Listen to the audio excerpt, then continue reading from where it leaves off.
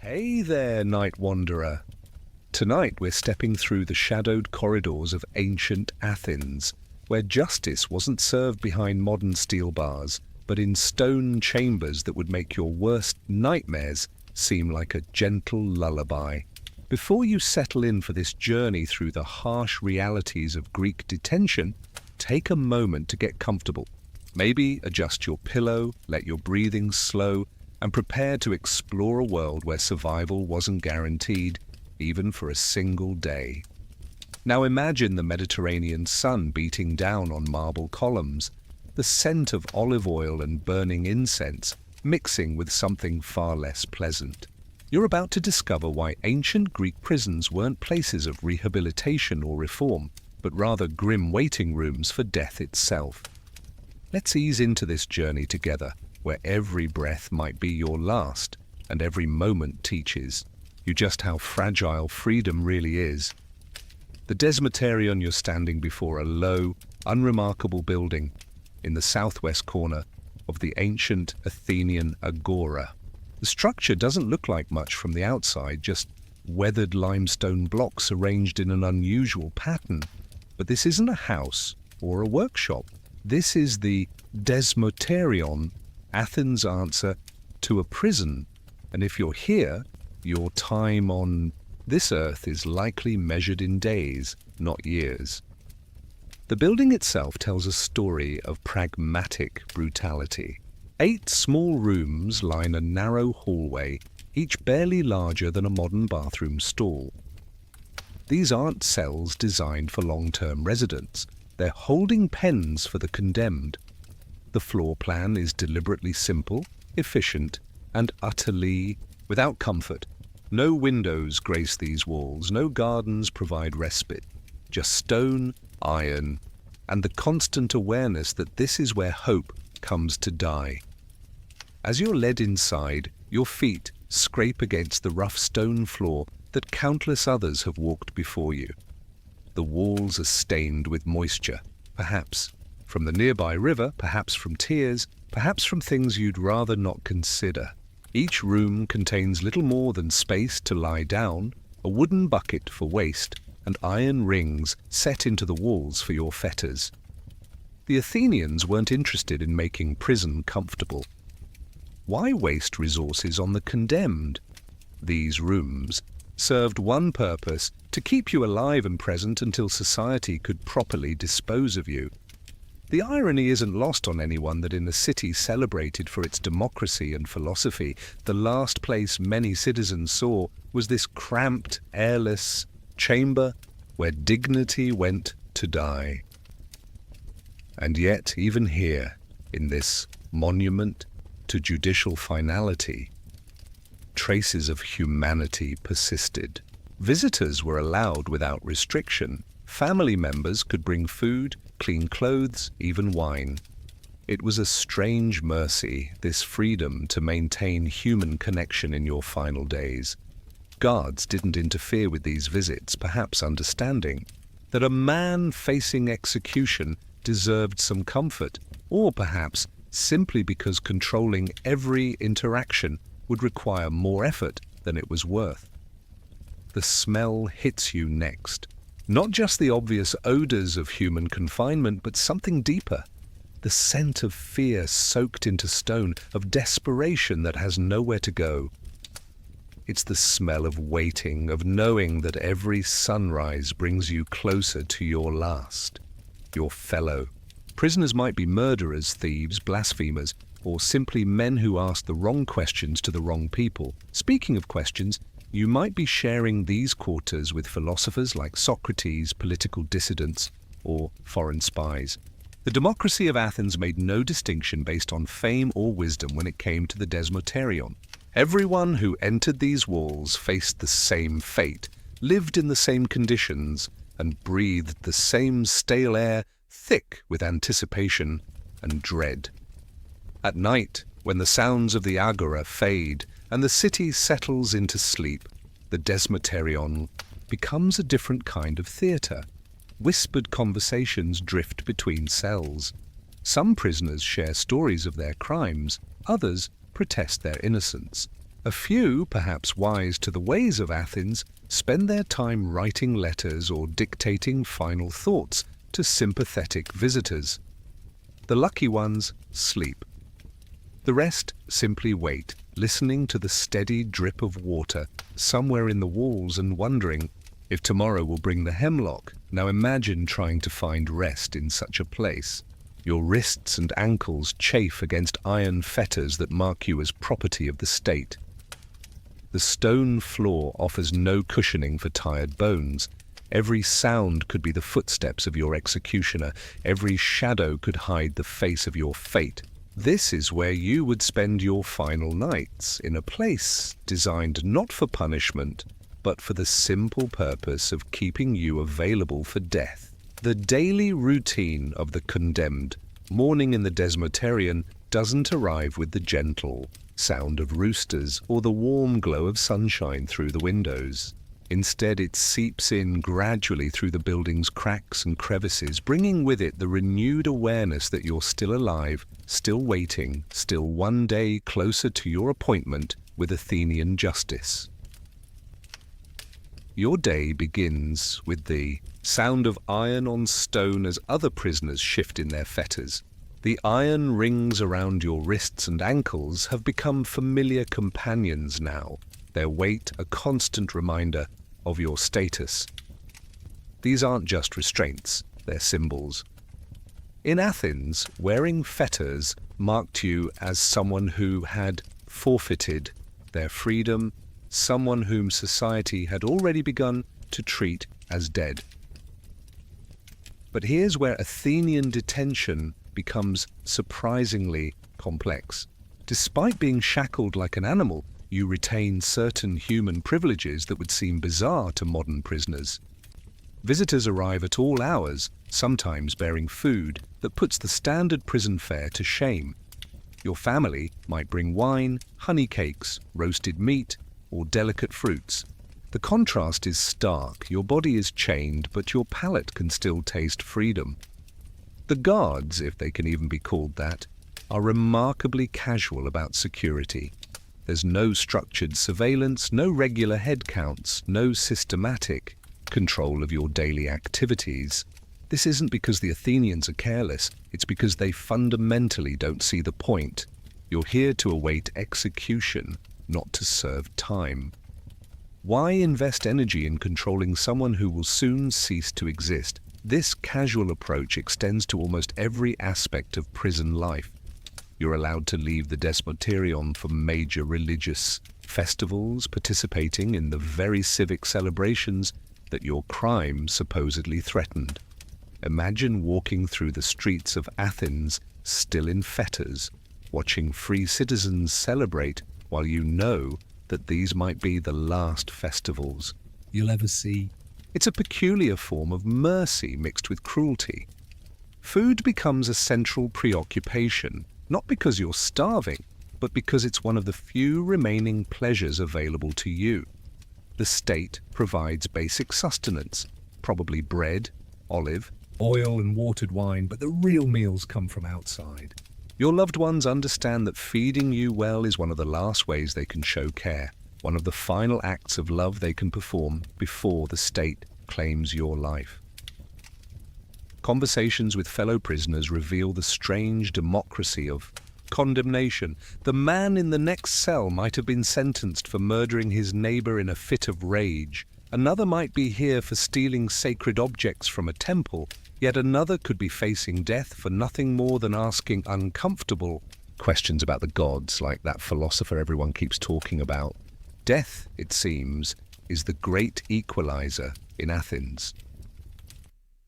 During the long afternoon hours, when the Mediterranean heat makes even thinking feel difficult, you might find yourself playing simple games with pebbles or scratching marks into the stone walls. Some prisoners count days, others draw crude pictures of their families, and a few attempt to leave philosophical observations for future condemned men to discover. The walls of the Desmoterion become an accidental gallery of final thoughts and desperate hopes. Exercise is limited to pacing the length of your cell, maybe 5 or 6 steps each direction. The iron around your ankles makes even this simple movement awkward and tiring.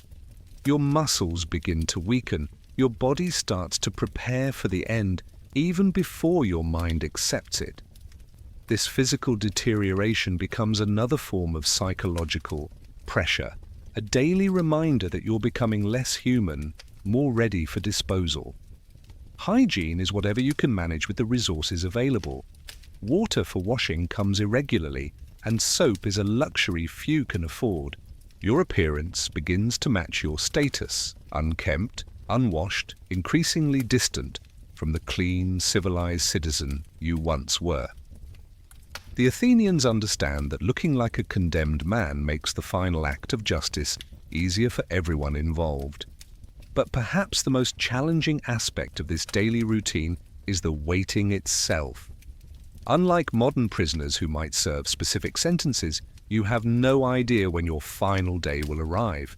It could be tomorrow, next week, or next month, depending on the court calendar, religious observances, and the bureaucratic needs of Athenian justice. This uncertainty transforms every conversation into a potential farewell, every meal into a possible last supper. Sleep, when it comes, offers the only true escape from this reality. But even dreams become unreliable companions. Some nights you dream of freedom, of walking unshackled through olive groves or sailing across wine-dark seas. Other nights bring visions of the execution methods awaiting you, the taste of hemlock, the sensation of falling from a cliff, or the slow strangulation of the board. Rest becomes another kind of torture when you know it might be your last. The breakfast of the doomed dawn breaks slowly over Athens, and with it comes the first meal of what could very well be your final day on earth. In the Desmoterian, breakfast isn't about nutrition or pleasure. It's about maintaining just enough life in your body to make your eventual execution legally and socially meaningful. Dead men can't be properly punished after all. Your morning meal arrives in a rough clay bowl that's seen better decades. The contents are simple, almost aggressively plain, barley bread that's gone stale sometime during the previous week, perhaps with a thin gruel of barley porridge that's been watered down to stretch it further. The bread has the texture of weathered stone and about as much flavor. This isn't food, it's fuel designed to keep your body functioning without providing any comfort or satisfaction. But here's where the strange contradictions of Athenian justice become apparent. While the state provides this minimal sustenance, your visitors can supplement it with virtually anything they can afford. So alongside your bowl of gruel, you might find yourself eating delicate honey cakes, roasted figs, fresh cheese, or even imported delicacies that most free Athenians couldn't afford. It's a surreal experience, dining like a nobleman while chained like a slave. The water situation is particularly grim.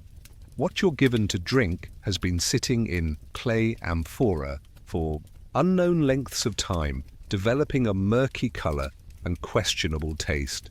Sometimes it's been mixed with enough wine to make it barely palatable, but mostly it's just stale water that carries hints of the various things that have contaminated it along the way. Drinking it requires a certain suspension of disgust and a practical acceptance that staying hydrated matters more than staying comfortable. The act of eating while wearing fetters becomes its own form of humiliation. The iron rings around your wrists make lifting food to your mouth an awkward, clanking process. Every bite announces your status to anyone within hearing distance. The simple pleasure of eating becomes a public declaration of your condemnation, a constant audio reminder of your fall from citizen to property of the state. Your fellow prisoners gather around shared meals like a grotesque parody of a symposium.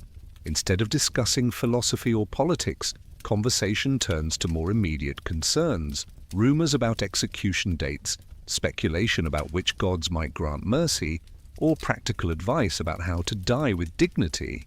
The social rituals of dining continue even here, in this place where society has officially given up on you. Some prisoners have lost their appetite entirely, too consumed by fear or despair to maintain interest in food. Others eat with desperate intensity, as if consuming enough pleasure might somehow delay the inevitable. A few approach meals with philosophical detachment, viewing each bite as an exercise in mindfulness, a way to remain present in their final days, rather than becoming lost in dread.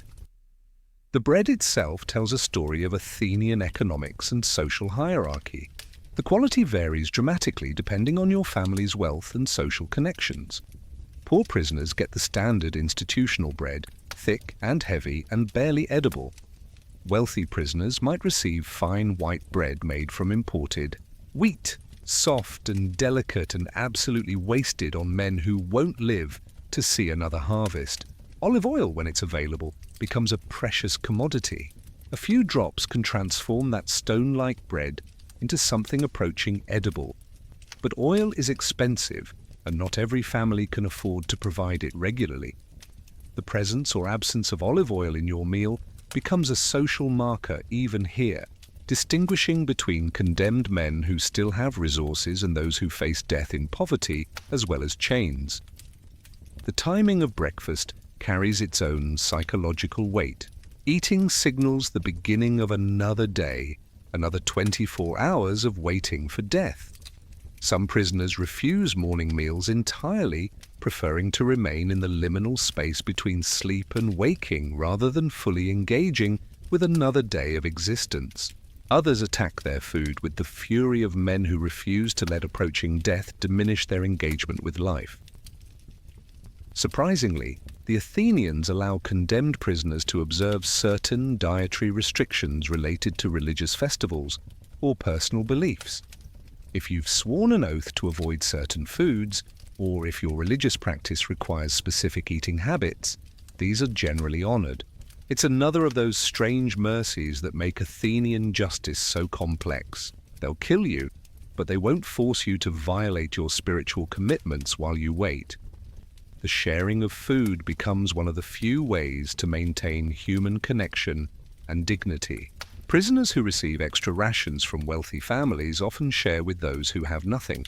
These acts of generosity create temporary bonds between men who know their time together is limited. Breaking bread together, even this terrible bread, affirms your shared humanity in the face of dehumanizing circumstances. Clean-up after meals is minimal and practical. You rinse your bowl with whatever water is available, trying to remove the worst residue without wasting precious liquid. The bowls themselves bear the marks of countless previous users, stained and chipped and scarred by their service in this grim place. Using them connects you to all the condemned men who came before, a sobering reminder of your place in Athens' long history of judicial death, the sanitation nightmare. If you thought eating in the Desmoterion was challenging, wait until you discover what passes for sanitation in ancient Athens' premier detention facility. The bathroom situation alone might kill you before the state gets its chance, and the overall hygiene conditions would make a modern prison look like a luxury spa. Your personal toilet is a wooden bucket placed in the corner of your cell, shared with whoever else happens to be confined in your particular stone chamber. Privacy is a concept that died the moment you entered this place. The bucket gets emptied when the guards remember to do it, which might be daily, might be weekly, depending on how overwhelmed they are and how much they care about the comfort of dead men walking. The stench from these buckets, especially during Athens' hot summer months, becomes overwhelming. Imagine the concentrated smell of human waste, multiplied by however many prisoners are currently in residence, fermented by Mediterranean heat, and trapped in a building with minimal ventilation. The odor becomes so pervasive that you stop noticing it after a few days, which is perhaps a mercy or perhaps just another sign of how quickly human beings adapt to dehumanizing conditions. Water for personal cleaning is scarce and precious. What little is provided is intended primarily for drinking, leaving washing as a luxury few can afford. Your body begins to accumulate the grime of confinement, dust from the stone floors, sweat from fear and anxiety, and the general filth that comes from living in close quarters with other unwashed humans. Your hair becomes matted, your skin develops a layer of dirt that feels almost protective, and your fingernails collect evidence of your declining circumstances. The iron fetters create their own sanitation challenges. The metal rings around your wrists and ankles trap moisture, dirt, and skin cells, creating perfect breeding grounds for infection and disease. The constant rubbing of iron against flesh creates raw wounds that never have a chance to heal properly.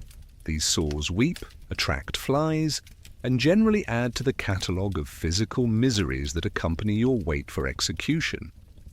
Dental hygiene is non-existent. Without access to the twigs or cloths that free Athenians used to clean their teeth, your mouth becomes a breeding ground for decay and disease. Your breath becomes another weapon in the arsenal of unpleasantness that defines prison life. Conversations become exercises in polite distance as everyone tries to minimize their exposure to each other's deteriorating oral health. The desmoterian lacks any systematic approach to medical care. If you develop illness or infection, your treatment depends entirely on the generosity of visitors or the occasional mercy of guards. Most minor ailments are simply ignored until they either resolve themselves or kill you. Major injuries or diseases might receive attention, but only because a dead prisoner cheats the state of its right to execute you properly. Vermin control is also non-existent. Rats, mice, insects, and other unwelcome creatures share your living space with complete freedom. They're attracted by food scraps, human waste, and the general abundance of organic matter that accumulates in any confined space. Some prisoners develop almost friendly relationships with these creatures, grateful for any living companionship, even from rats. The floors of the desmoterion are made of stone, which sounds clean until you realize that stone is porous and absorbent. Decades of human occupation have left these floors saturated with every bodily fluid imaginable. The stones have become repositories of human misery, soaking up and slowly releasing the accumulated evidence of fear, sickness, and despair. Laundry is whatever your visitors can manage. The clothes you wear gradually deteriorate under the constant stress of confinement. Fabric tears, seams split, and everything becomes stained with the general filth of prison life. Changing clothes requires someone from outside to bring new garments, making clean clothing another marker of social status and family resources. Sleep hygiene becomes particularly challenging when you're sharing cramped quarters with other prisoners who may be suffering from various illnesses or infections. The close proximity means that any contagious disease spreads rapidly through the population. Coughing, sneezing, and other symptoms of illness echo through the stone chambers, creating a constant soundtrack of declining health. The psychological effects of poor sanitation compound the physical discomfort. Living in filth degrades your sense of human dignity and social connection. You begin to see yourself as the Athenians see you, less than fully human, unworthy of the basic comforts that define civilized life. This degradation serves the purposes of justice by making your eventual execution seem more like the disposal of waste than the killing of a fellow citizen. Personal grooming becomes impossible without outside assistance. Your beard grows wild and unkempt, your hair becomes a tangled mess, and your overall appearance increasingly matches society's image of a condemned criminal. The inability to maintain your appearance serves as another form of dehumanization, slowly transforming you from citizen to thing. Some prisoners attempt to maintain cleanliness through creative improvisation. They use torn pieces of clothing as washcloths, save small amounts of drinking water for washing, or find ways to clean their teeth with splinters of wood or stone. These efforts, while largely futile, represent attempts to preserve dignity and humanity in circumstances designed to strip both away. The contrast between sanitation inside and outside the desmoterion becomes particularly stark during religious festivals when you're allowed to leave briefly.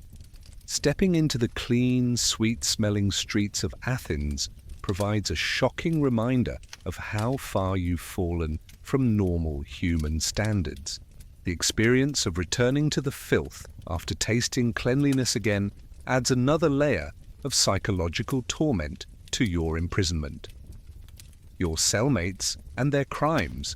Welcome to the social world of ancient Athens' most exclusive club, the Brotherhood of the Condemned.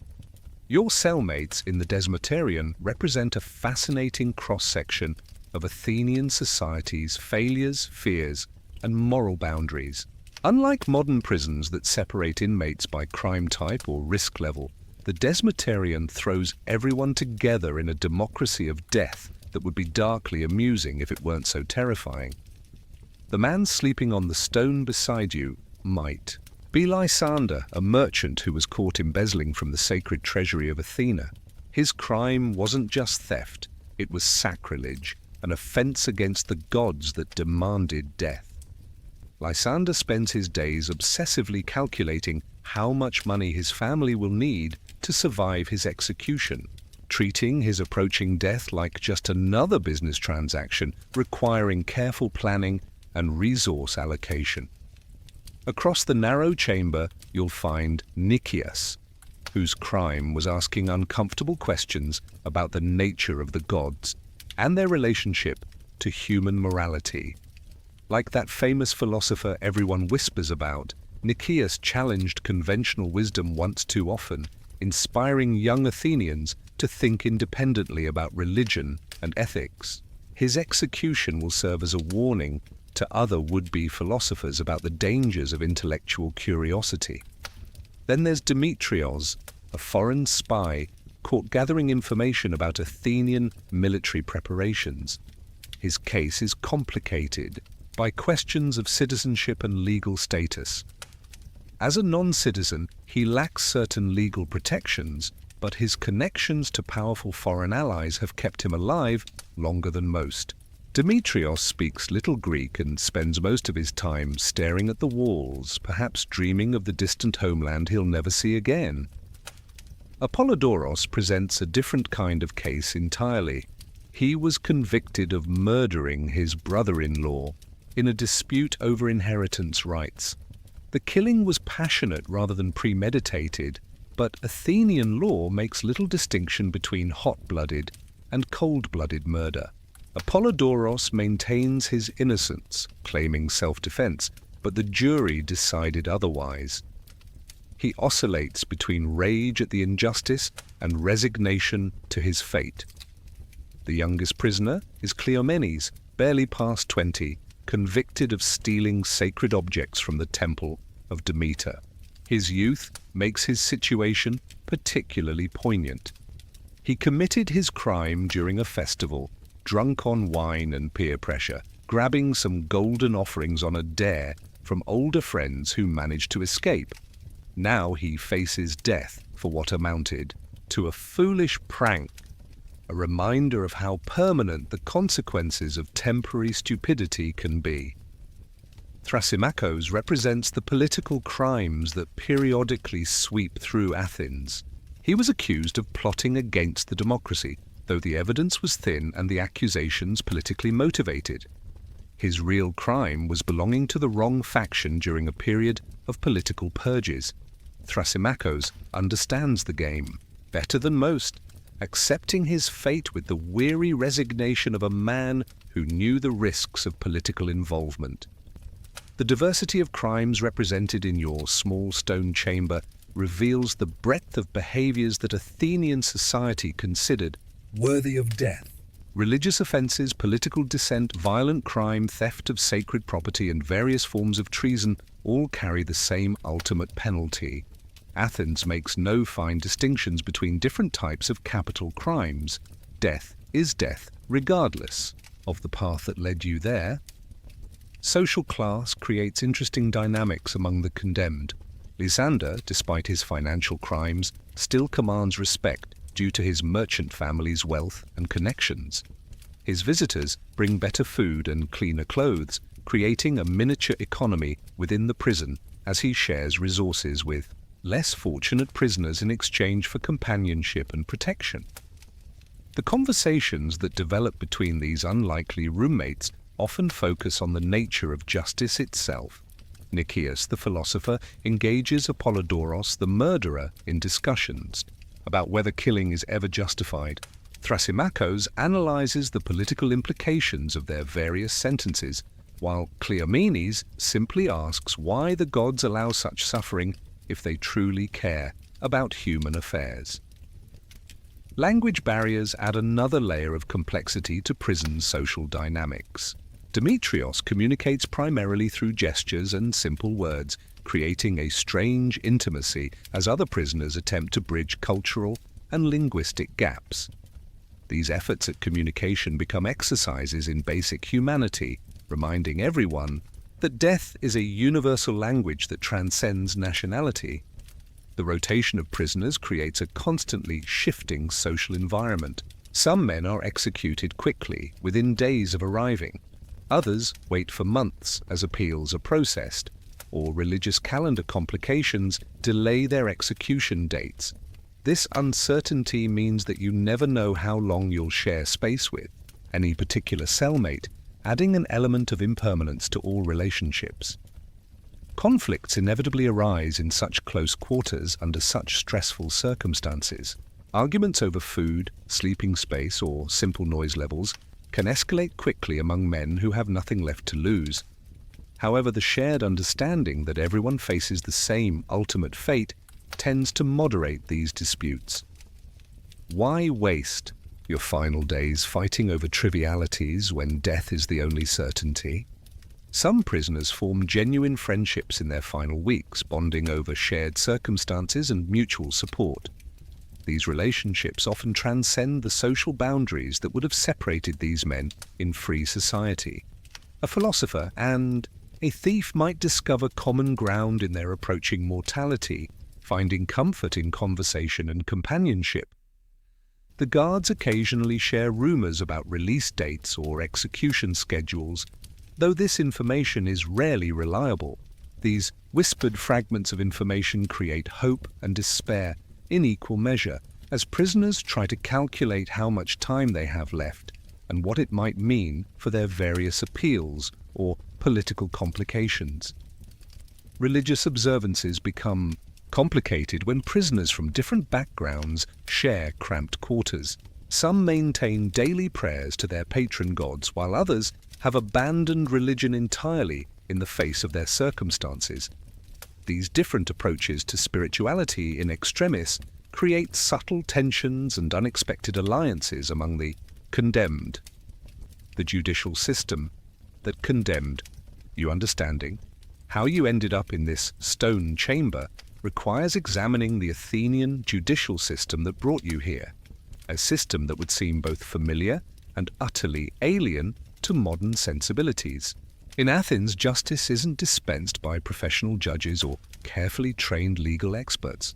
Instead, it's delivered by your fellow citizens in a process that combines democratic participation with mob psychology in ways that could determine your life or death based on rhetorical skill rather than factual evidence. The process began months ago when someone, perhaps your neighbor, perhaps your enemy, perhaps just someone having a bad day, decided to bring charges against you.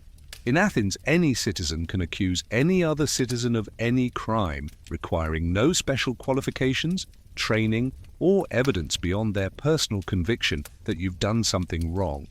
This democratic approach to prosecution means that justice often reflects personal vendettas, political calculations, and social prejudices rather than objective legal standards. Your accuser didn't need to prove their case to any authority before bringing charges. They simply needed to appear before the appropriate magistrate, pay a small fee, and swear an oath that they believed you were guilty. The threshold for initiating prosecution is deliberately low, reflecting Athens' commitment to allowing all citizens access to the courts, regardless of their social status or legal expertise. The trial itself was a performance as much as a legal proceeding. Both you and your accuser were given equal time to present your cases to a jury of your peers, hundreds of male citizens chosen by lot from a pool of volunteers. These jurors received no legal training, heard no instructions about evidence or burden of proof, and made their decisions based primarily on which speaker they found more persuasive, more likable, or more deserving of their sympathy. Evidence, as modern legal systems understand it, played a secondary role to emotional appeal and rhetorical skill. Your fate depended largely on your ability to make the jury angry at your opponent and sympathetic to your situation. Witnesses might testify, but their statements carried no more weight than the personal impressions and prejudices of the jurors themselves. The prosecution's job was explicitly to make the jury feel the same anger that motivated the original accusation. Athenian legal theory held that punishment should reflect the emotional response of the community to wrongdoing. If your accuser could successfully transfer their anger to the hundreds of men judging your case, conviction became almost inevitable, regardless of the factual evidence. Your defense relied heavily on character witnesses and appeals to sympathy. You might parade your children before the jury, have friends testify to your good character, or demonstrate your service to the state through military duty or civic participation. The goal wasn't necessarily to prove innocence, but to convince the jury that executing you would serve no useful purpose and might even harm the community. The voting process was simple and final. Each juror received 2 tokens, one for guilty and one for not guilty. They dropped one token into an urn that counted and discarded the other into an urn that was ignored. No deliberation occurred, no discussion of evidence, no attempts to reach consensus. Each man voted according to his individual response to the presentations, and the majority ruled absolutely. If convicted, you faced a second phase of the trial focused on determining your punishment. Both you and your prosecutor proposed penalties, and the jury chose between them. This system encouraged extreme positions. Prosecutors demanded death, while defendants offered minimal fines. The jury's choice between these extremes often reflected their emotional response rather than any systematic approach to proportional punishment. The role of anger in Athenian justice cannot be overstated. The legal system explicitly recognized and channeled personal and community anger into formal punishment. Your conviction wasn't just a determination of legal guilt, it was a community expression of rage that demanded satisfaction through your suffering. Justice and vengeance became indistinguishable in practice. Political considerations inevitably influenced judicial outcomes. If your trial occurred during a period of social tension, military crisis, or political upheaval, the jury's decision might reflect broader community anxieties rather than the specific details of your case. You could be condemned as much for the symbolic value of your punishment as for any actual wrongdoing. The Athenian courts also reflected the democracy's class biases and social prejudices. Wealthy defendants could afford professional speechwriters, impressive character witnesses, and expensive demonstrations of civic virtue. Poor defendants relied on their own rhetorical skills and whatever sympathy they could generate from their circumstances. Justice might be democratically administered, but it wasn't democratically accessible. Legal precedent played virtually no role in Athenian trials. Each case was decided on its own merits without reference to how similar cases had been handled previously. This meant that identical crimes might receive vastly different punishments depending on the specific jury, the quality of the advocates, and the political climate at the time of trial. The speed of Athenian justice was both blessing and curse. Trials were completed in a single day, preventing prolonged uncertainty but also limiting the time available for careful consideration of evidence or argument. Your entire life could be decided in the space of a few hours based on impressions formed and arguments heard in real time. Religious and superstitious considerations also influenced judicial decisions. If bad omens appeared during your trial, if sacred festivals interfered with court schedules, or if religious authorities expressed opinions about your case, these factors could sway jurors who saw divine intervention in human affairs. Your fate might depend as much on the flight patterns of birds as on the strength of evidence. The finality of Athenian justice was absolute. No appeals process existed, no higher courts could review decisions, and no systematic mechanisms for correcting errors were available. Once the jury reached its verdict and selected your punishment, the legal system was finished with your case. What remained was simply the administrative task of carrying out whatever sentence had been imposed. The food chain of death row life in the Desmoterion operates according to its own brutal economy, where your position in the social hierarchy determines not just what you eat, but how much dignity you can maintain while waiting to die. Food becomes currency, status symbol, and survival tool all at once, creating complex relationships among men who theoretically face the same ultimate fate but experience vastly different journeys toward that common destination. At the top of this grim hierarchy sits Menelaus, a wealthy landowner whose family owns olive groves throughout Attica.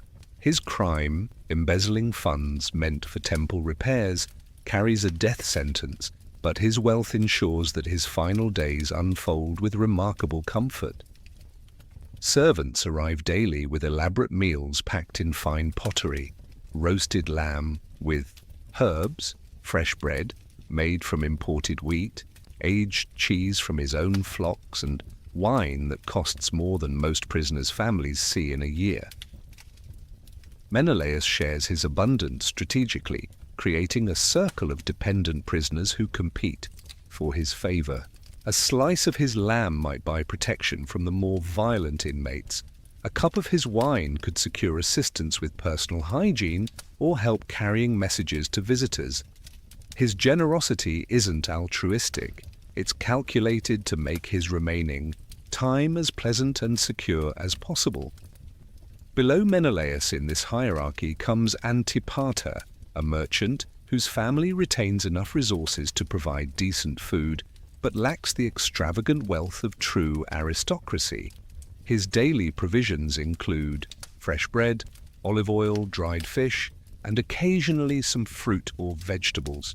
Antipater must be more careful with his resources, sharing only when it serves clear strategic purposes or when his conscience demands basic human decency. The middle tier of prison society consists of small farmers, craftsmen, and citizens whose families can provide basic supplemental nutrition but little luxury. Their contributions might include coarse bread, watered wine, simple cheese, or whatever vegetables are in season. These prisoners often band together, pooling resources to create communal meals that provide better nutrition and social connection than any individual could achieve alone. At the bottom of this food chain struggle the poorest prisoners, men, whose families lack resources to supplement state provisions, foreign slaves with no local connections, or citizens whose crimes have alienated them from all social support. These men survive on whatever the state provides: stale barley bread, thin gruel, and water of questionable purity. Their meals are exercises in basic survival rather than any form of pleasure or comfort. The state provisions themselves tell a story of official indifference masked as minimal responsibility. The authorities provide just enough food to keep prisoners alive until execution, but no effort is made to ensure nutrition, flavor, or dignity. Barley bread forms the foundation of every meal, coarse, heavy loaves that require strong teeth and stronger stomachs. The grain is often moldy, the bread frequently stale, and the overall quality suggests that someone is profiting by providing the cheapest possible provisions. Barley gruel appears regularly, a thin porridge that provides calories without much nutritional value or taste. The preparation is haphazard, sometimes too watery to be satisfying, sometimes thick enough to be nearly inedible. Prisoners joke grimly that the gruel's consistency reflects the cook's mood, though whether a good or bad mood produces better. Results remains a matter of debate. Water, the most basic necessity for life, becomes a source of constant anxiety. The municipal supply reaches the desmotarian irregularly, and the storage containers aren't regularly cleaned or maintained. The water often tastes of the clay vessels that hold it, sometimes carries debris from the delivery process, and occasionally shows disturbing colors or odors that suggest contamination. Drinking it requires either desperation or a philosophical acceptance of whatever consequences might follow. Olive oil, precious and expensive throughout the Greek world, appears in prison meals only when provided by wealthy families or generous visitors. A few drops can transform the driest bread into something approaching edible, but oil is too valuable to be wasted on condemned men. Its presence or absence in meals becomes a marker of social status that persists even in these final circumstances. B. Timing of meals reflects the casual attitude of prison administration toward prisoner welfare. Meals arrive when convenient for the guards, not according to any regular schedule designed for prisoner comfort. You might receive your daily bread at dawn one day and mid-afternoon the next, depending on staffing, guard mood, and competing priorities in the agora outside. This irregular scheduling creates additional psychological stress, as hungry prisoners never know when relief might arrive. The uncertainty transforms every meal into a small victory against despair, while missed or delayed meals become cruel reminders of your powerlessness. Time, measured in meals rather than hours, becomes elastic and unpredictable in ways that would drive a free citizen mad. The social dynamics around food distribution reveal the complex hierarchies that develop even among the condemned. Wealthy, prisoners like Menelaus establish themselves as patrons, creating networks of obligation and dependence that mirror the relationships of free society. Their ability to share resources gives them informal power over men who technically face identical fates. Competition for scraps from these wealthy tables can become intense and occasionally violent. Men who were respected citizens just weeks earlier find themselves arguing over crusts of bread or drops of wine, their dignity eroded by the basic animal need for sustenance. These conflicts serve the state's purposes by demonstrating how quickly civilization disappears under pressure. Religious dietary restrictions add another layer of complexity to prison food politics. Jews, followers of various mystery cults, or men under religious vows, may refuse certain foods even while facing starvation. Other prisoners sometimes respect these restrictions, sometimes exploit them as opportunities to claim additional rations. The persistence of religious observance in extremis creates both admiration and resentment. Some prisoners attempt to maintain cooking skills and food preparation rituals even in confinement, using whatever tools they can improvise: broken pottery for cutting, stones for grinding, cloth for straining. They try to transform raw ingredients into something resembling proper meals. These efforts represent attempts to preserve human dignity and cultural identity in dehumanizing circumstances. The seasonality of food supplies affects prison nutrition in ways that free citizens rarely consider. During harvest seasons, families might bring fresh fruits and vegetables to imprisoned relatives. In winter, fresh food becomes scarce and expensive, leaving poorer prisoners dependent on preserved items that grow increasingly unpalatable as months pass. Your execution date relative to agricultural cycles could significantly impact your final quality of life. Trade networks develop among prisoners as they exchange different types of food provided by their families. A man whose relatives raise sheep might trade cheese for olives from another prisoner's family grove. These transactions create temporary alliances and dependencies that shift constantly as the prison population changes through execution and new arrivals. The preparation and sharing of food becomes one of the few remaining opportunities for social ritual and human connection.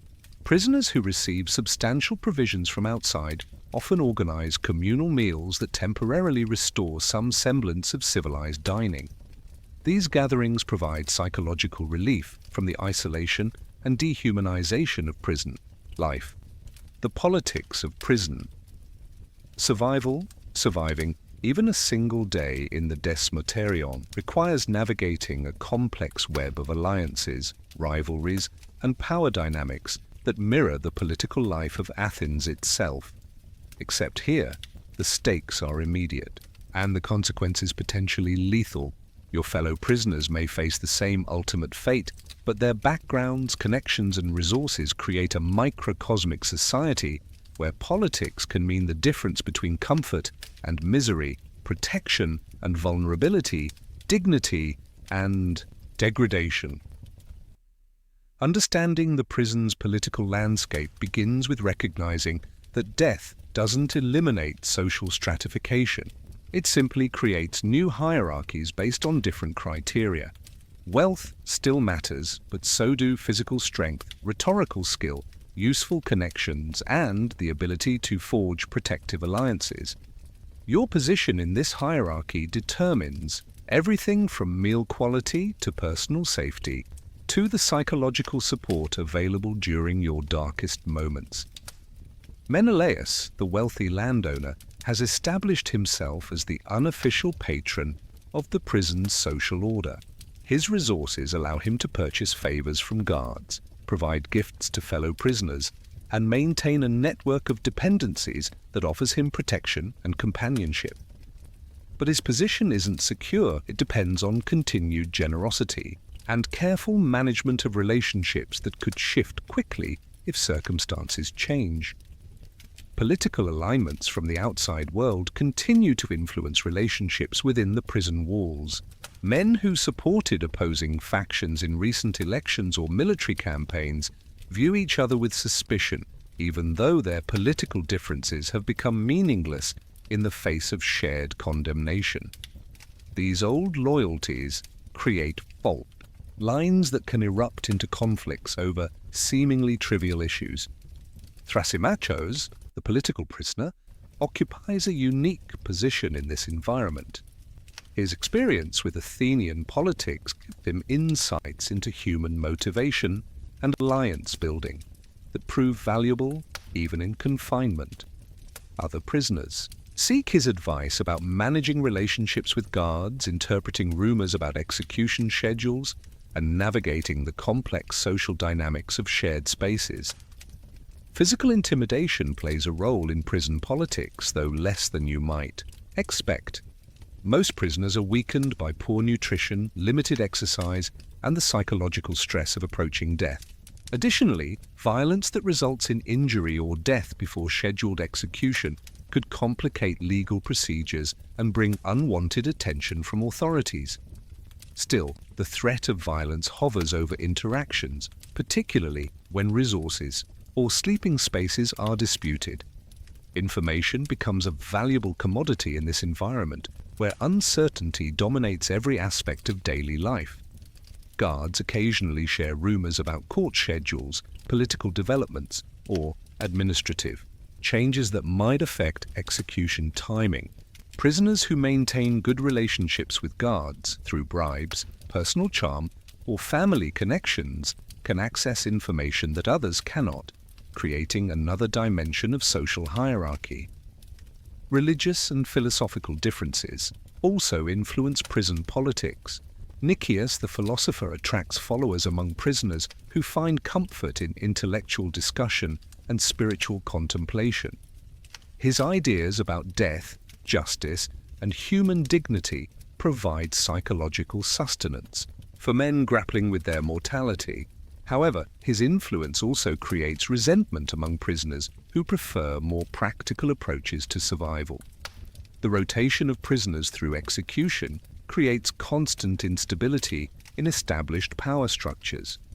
Just as alliances solidify and hierarchies stabilize, key figures disappear permanently, forcing everyone to recalibrate relationships and reassess strategic positions. This turnover prevents the development of long-term political institutions while maintaining constant uncertainty about social dynamics. Guards participate in prison politics through their selective enforcement of rules and arbitrary distribution of privileges. A guard who likes you might allow extra visitor time, provide better food, or overlook minor infractions. One who dislikes you could make your final days significantly more uncomfortable through petty harassments and deliberate neglect. Managing these relationships requires diplomatic skills that many prisoners lack. Generational conflicts emerge among prisoners of different ages. Older men often command respect based on their life experience and philosophical acceptance of death. Younger prisoners may resent this deference, feeling that age shouldn't determine hierarchy when everyone faces identical fates. These tensions create ongoing negotiations about leadership, decision-making, and resource allocation. Family connections and social networks from the outside world continue to influence prison relationships. Men whose families know each other may form alliances based on these pre-existing ties. Conversely, prisoners whose families are enemies in the outside world may continue those conflicts within prison walls, creating enduring sources of tension and potential violence. The question of escape creates the most complex political dynamics within the prison. Athens expects condemned prisoners to attempt escape and flee into exile. It's considered almost a civic duty for men facing death. However, escape attempts require cooperation, planning, and shared risks that test every alliance and relationship within the prison. Who can be trusted? Who might betray escape plans for personal advantage? Who has the resources and connections necessary to succeed? Some prisoners actively work to prevent escape attempts, either because they've accepted their fate philosophically or because they fear that failed escapes might result in harsher treatment for everyone. These men become informal allies of the guards, creating another layer of political complexity as prisoners must navigate not just their relationships with authorities, but also their relationships with fellow inmates who might not share their survival goals. Economic relationships also shape prison politics. Wealthy prisoners who share resources create obligations and dependencies that must be carefully managed. Recipients of generosity may feel pressured to provide services, information, or support in return. These economic relationships can strengthen social bonds or create resentment, depending on how skillfully they're handled by all parties involved. Communication with the outside world becomes a source of political power. Prisoners who maintain strong relationships with family and friends can access information about legal developments, political changes, and social events that affect everyone's circumstances. They may also be able to influence outside supporters to assist other prisoners, creating networks of obligation that extend beyond prison walls. The torture before death. Before Athens grants you the mercy of execution, you might first experience the judicial torture that serves as both interrogation technique and punishment in itself.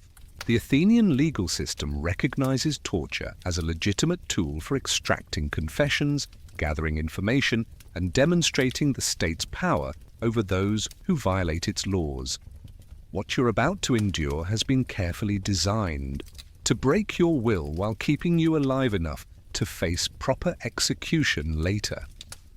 The rack stands in a small chamber adjacent to the main prison area, its wooden frame scarred by decades of use and stained with substances you prefer not to identify. This device represents centuries of human ingenuity applied to the problem of inflicting maximum pain while maintaining precise control over the level of suffering. The rack's elegant simplicity masks its terrifying effectiveness, a rectangular frame with rollers at each end designed to stretch the human body beyond its natural limits. Your introduction to the rack begins with the methodical attachment of ropes to your wrists and ankles. The guards work with practiced efficiency, their casual competence suggesting extensive experience with this process. They explain the procedure with almost bureaucratic detachment. Your limbs will be gradually stretched until the pain becomes unbearable, at which point you'll presumably confess to whatever crimes you're accused of committing. The actual process starts slowly, almost gently.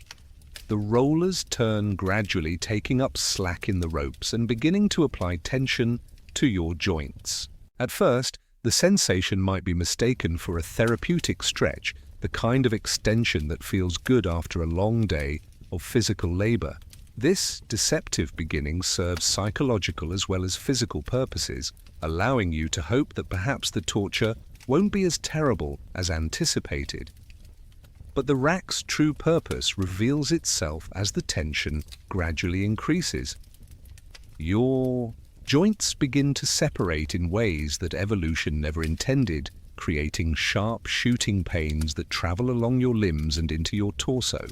The pain starts in your shoulders and hips, the largest joints bearing the greatest stress, but gradually spreads throughout your body as your entire skeletal system strains against forces it was never designed to withstand.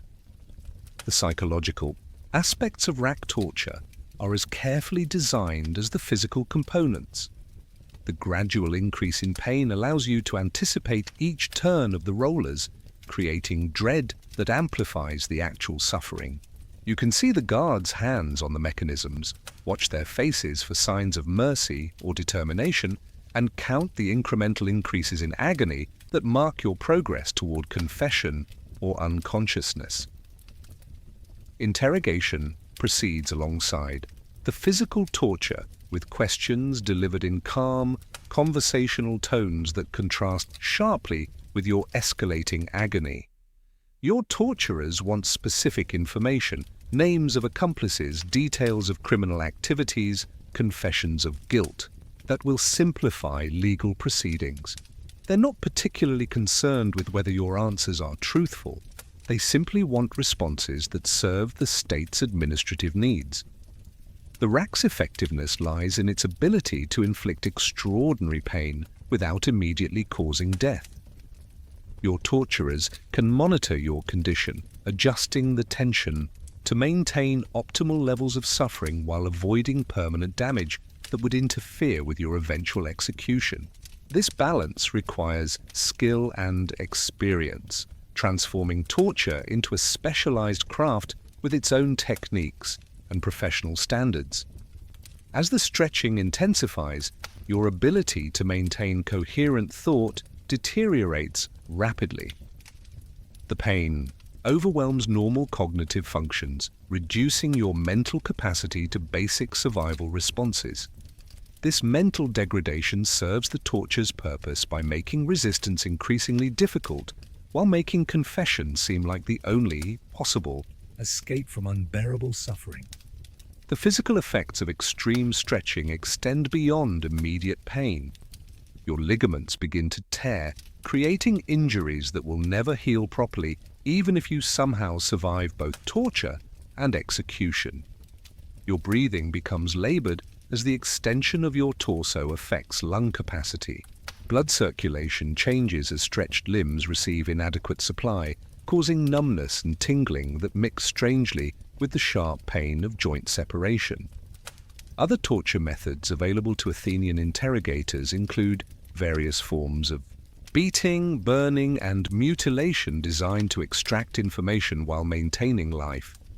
The choice of technique often depends on the nature of your crimes, the information sought, and the personal preferences of your interrogators. Some guards prefer the psychological impact of fire, others, the immediate feedback of physical blows. Water torture involves controlled drowning that brings you to the edge of death repeatedly without quite allowing you to escape through unconsciousness. Your head is held underwater until your lungs scream for air, then lifted just long enough to prevent actual drowning. This cycle continues until you provide the requested information, or your interrogators decide that you genuinely don't know what they want to learn. The timing of torture sessions is carefully planned to maximize effectiveness while coordinating with other aspects of your legal proceedings. Torture typically occurs after conviction but before execution, serving to extract any final useful information while demonstrating the thoroughness of Athenian justice. The scheduling also ensures that you're in appropriate condition for your eventual execution, broken but still capable of understanding your fate. Recovery from torture is minimal and mostly focused on keeping you alive until execution rather than relieving your suffering. Guards might provide water if you're becoming dangerously dehydrated, or allow brief rest periods if unconsciousness threatens. But comfort is not the goal. These interventions serve purely practical purposes related to maintaining your availability for punishment. The psychological aftermath of torture often proves more devastating than the physical damage. Even if your body begins to heal, your mind retains vivid memories of helplessness, agony, and the crushing realization that human beings can inflict such suffering deliberately and systematically. This mental trauma serves the state's purposes by ensuring that your final days are dominated by fear and despair, rather than any possibility of dignity or defiance. Some prisoners break completely under torture, providing whatever confessions their interrogators desire, regardless of truth or consequences. Others maintain their innocence despite unbearable pain, either from genuine conviction or stubborn defiance. A few attempt to negotiate, offering partial confessions or alternative information in exchange for reduced suffering. The strange mercy of escape. Here's where Athenian justice reveals one of its most paradoxical aspects. The state that condemns you to death also expects, perhaps even hopes, that you'll escape before your execution can be carried out. This isn't negligence or incompetence. It's a deliberate feature of the system that allows Athens to satisfy both its need for judicial severity and its underlying discomfort with actually killing its own citizens. The Desmoterians' security arrangements reflect this ambiguous attitude toward prisoner retention. The building lacks the high walls, guard towers, and systematic surveillance that would characterize a modern maximum security facility. Instead, it resembles a temporary holding area, designed more to establish legal custody than to prevent escape. The guards are few, often distracted, and generally more concerned with administrative duties than with maintaining constant vigilance over prisoners. Your iron fetters, while uncomfortable and degrading, are not particularly effective escape prevention devices. The metal rings around your wrists and ankles are designed more for symbolic purposes than practical security. With proper tools, a file, a chisel, or even sustained effort with rough stone, these restraints can be removed. The guards know this, the prisoners know this, and most importantly, Athenian society knows this. The timing of executions creates additional opportunities for escape.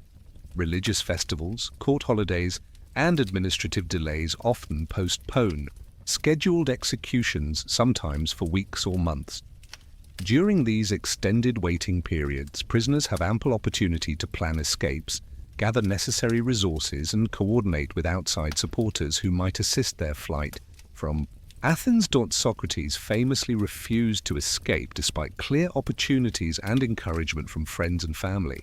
His decision to remain and accept execution was so unusual that it required philosophical justification and became a defining moment in his intellectual legacy. The fact that escape was not only possible but expected makes his choice to stay particularly significant and demonstrates how unusual such compliance actually was. The practical mechanics of escape from the Desmoterion are surprisingly straightforward. The building's location near the Agora provides easy access to busy streets where escapees can disappear into crowds. Multiple exit routes lead to different parts of the city, making pursuit difficult for the limited guard force. The stone construction, while sturdy, includes numerous vulnerabilities that determined prisoners can exploit. Family and friends often assist escape attempts through carefully coordinated plans that exploit the prison's security weaknesses. They might provide tools for removing fetters, create distractions to occupy guards, or arrange transportation and safe houses for escapees. These support networks operate openly because Athenian society generally approves of such assistance, viewing it as natural family loyalty rather than criminal activity. The guards' response to escape attempts is notably restrained. They make required efforts to prevent obvious breakouts and report escapes to appropriate authorities, but they rarely pursue escapees with the determination you might expect. This casual attitude reflects both the practical difficulties of recapture in a city like Athens and the general social acceptance of escape as a legitimate response to capital punishment. Once outside the prison, escaped prisoners face the challenge of fleeing Athens permanently. Exile becomes the practical alternative to execution, requiring escapees to abandon their homes, families, property, and civic identity forever. This harsh consequence means that escape, while possible, carries its own severe punishment that Athens considers roughly equivalent to death in terms of deterrent effect. The geography of Attica provides both opportunities and challenges for escapees. Multiple roads lead to other Greek city-states, allied territories, or neutral regions where Athenian legal authority doesn't extend. However, travel requires resources, contacts, and local knowledge that not all prisoners possess. Successful escape often depends as much on social connections as on physical courage or planning skills. Some city-states actively welcome Athenian exiles, either from political opposition to Athens or simply from humanitarian concern for condemned prisoners. These refugee communities provide escaped prisoners with opportunities to rebuild their lives, though always under the shadow of permanent separation from their homeland. The knowledge that such refuges exist makes escape more attractive and practical. The legal status of escaped prisoners creates interesting complications for Athenian justice. Technically, the original death sentence remains in effect, meaning that escapees can never safely return to Athens. However, after extended periods in exile, some escapees attempt to negotiate returns through political connections, legal appeals, or changed circumstances that might warrant clemency. The psychological aspects of escape present their own challenges. Prisoners must overcome not only physical obstacles, but also emotional attachments to family, property, and civic identity that make permanent exile seem worse than death. Some prisoners prefer the certainty of execution to the uncertainty and permanent displacement that escape requires. Planning escape attempts creates complex social dynamics within the prison, as prisoners decide whether to cooperate, compete, or betray each other's efforts. Successful escapes require secrecy, coordination, and mutual trust among men who have little reason to trust anyone. These collaborative efforts often reveal surprising depths of solidarity among the condemned. The success rate of escape attempts varies depending on factors like prisoner resources, family support, guard vigilance, and political circumstances.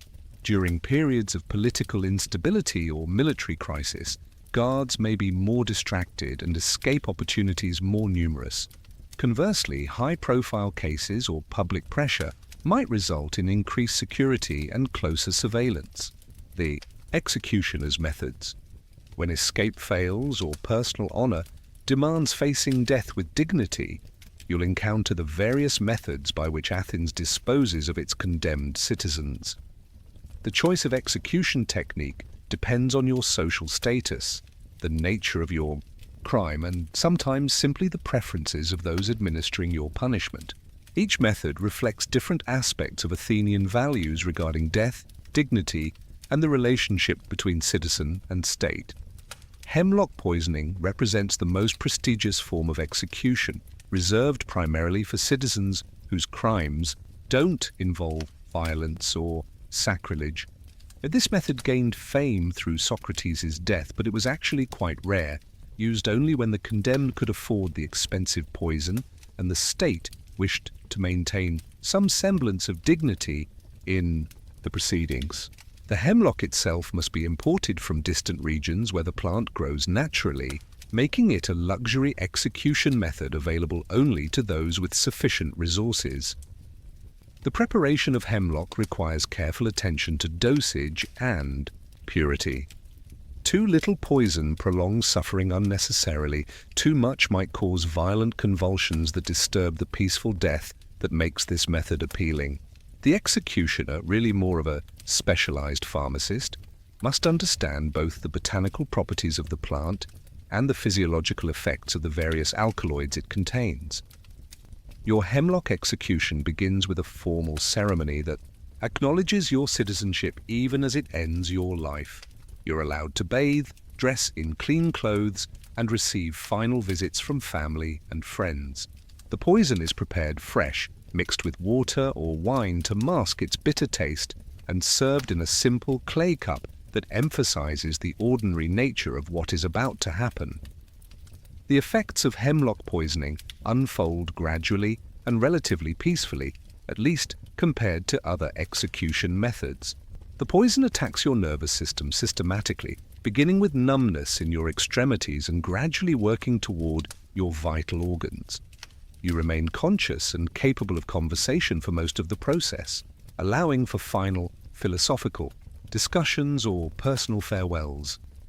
The progression of symptoms follows a predictable pattern that experienced executioners monitor carefully. First comes the tingling in your hands and feet, then gradual loss of sensation and motor control as the paralysis spreads upward through your body.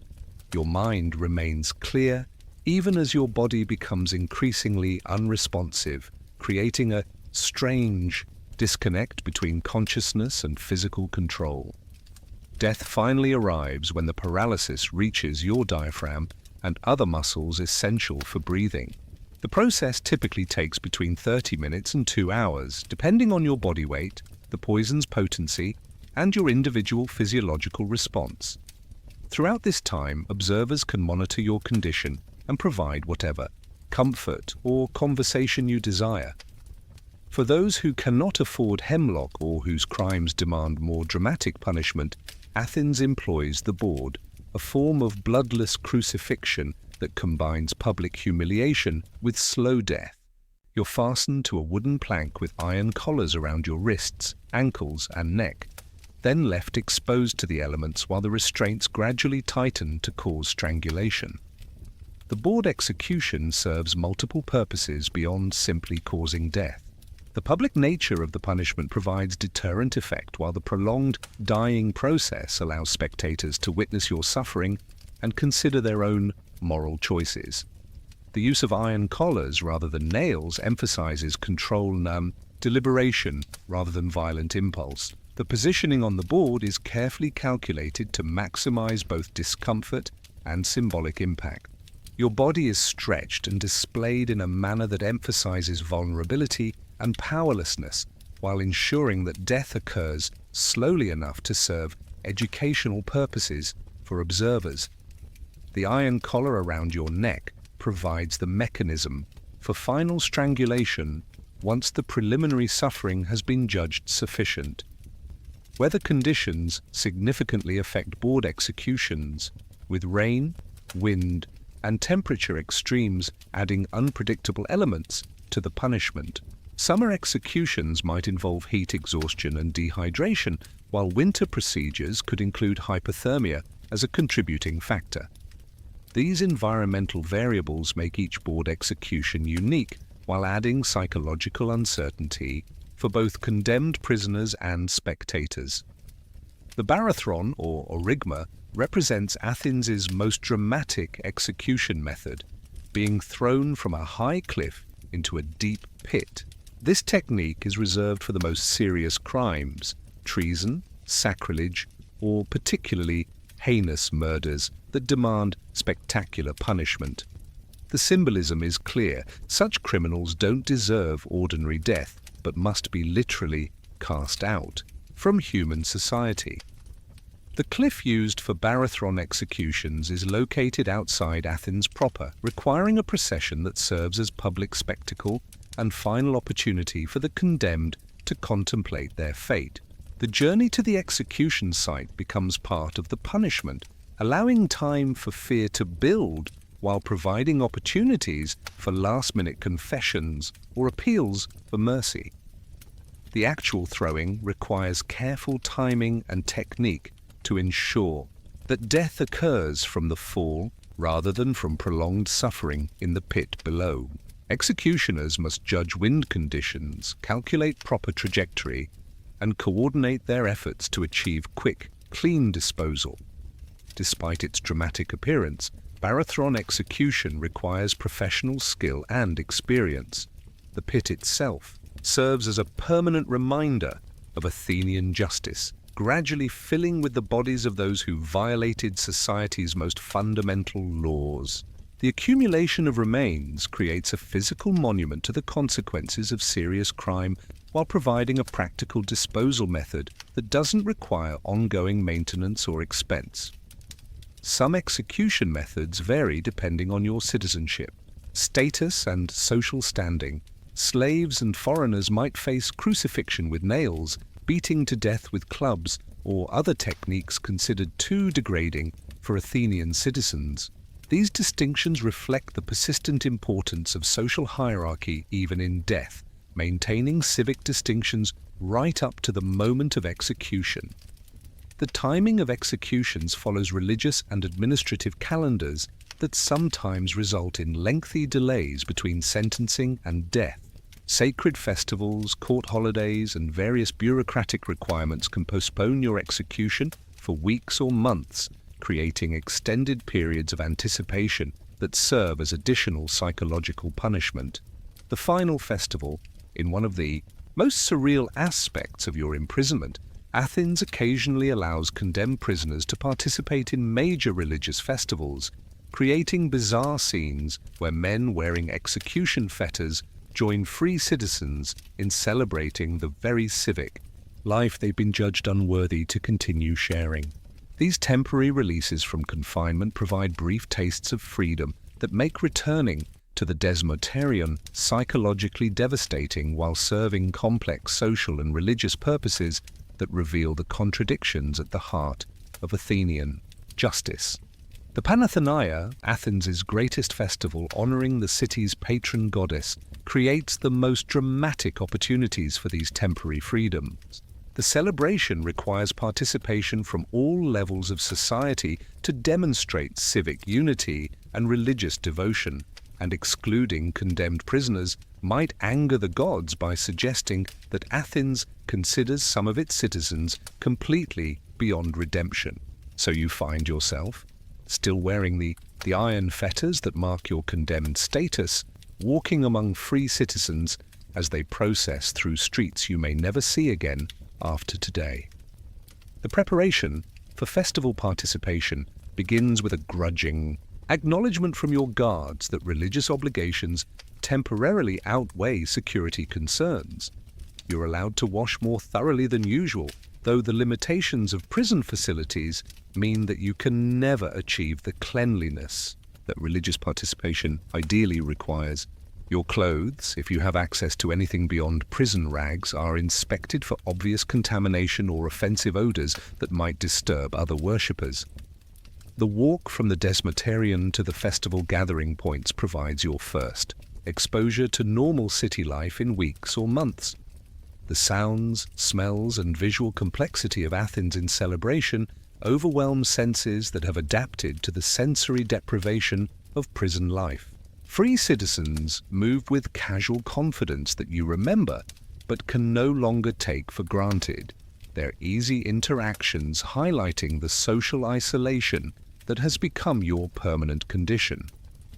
Your fellow festival participants react to your presence with a mixture of discomfort, curiosity, and studied indifference. Some avoid eye contact, perhaps fearing contamination from association with the condemned. Others stare openly, fascinated by the opportunity to observe someone who has crossed the boundary between citizen and non-citizen while remaining technically alive. A few offer small gestures of recognition or sympathy, acknowledging shared humanity despite your different circumstances. The religious ceremonies themselves present complex theological and social questions about your spiritual status. Are condemned prisoners still capable of meaningful religious participation? Do the gods accept offerings from men whom society has rejected? Can prayers for mercy or forgiveness carry weight when spoken by someone already judged beyond redemption?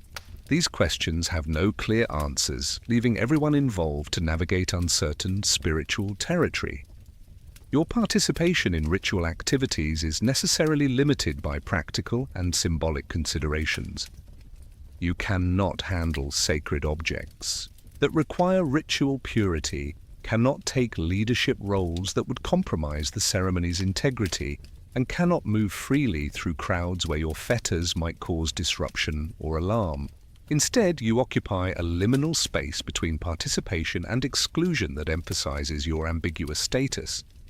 The festival foods that you're allowed to share provide stark contrast to prison nutrition and painful reminders of the pleasures you're about to lose forever. Roasted meats from sacrificial animals, fresh bread baked specifically for the celebration, honey cakes shaped into religious symbols, and wine mixed according to traditional formulas create sensory experiences that seem almost impossibly rich after months of institutional gruel and stale bread. Music and dancing at festivals present particular challenges for condemned prisoners whose movement is restricted by fetters and whose emotional state may not align with celebratory requirements. The rhythmic clanking of your chains creates an inadvertent percussion that reminds everyone of your status while making normal dancing impossible. Yet some prisoners find ways to participate through limited movements that honor the music without drawing excessive attention to their limitations. Conversations with free citizens during festivals reveal the psychological distance that separates the condemned from normal society. People struggle to find appropriate topics for discussion with someone who faces imminent death, often settling on awkward small talk that avoids obvious subjects while failing to establish meaningful connection. These interactions highlight how execution transforms social relationships long before actual death occurs. Children's reactions to condemned prisoners at festivals range from innocent curiosity to sophisticated fear based on adult warnings about criminals and punishment. Some approach with questions about your fetters or crimes, while others maintain careful distance that suggests parental coaching about the dangers of association. These encounters provide painful reminders of the normal family life you've lost and will never recover. The return to prison after festival participation creates intense psychological whiplash as you transition from temporary freedom back to permanent confinement. The contrast between celebration and captivity seems almost deliberately cruel, though it probably reflects practical necessity rather than conscious torture. Guards understand this difficulty and sometimes allow brief adjustment periods before reimposing normal prison routines.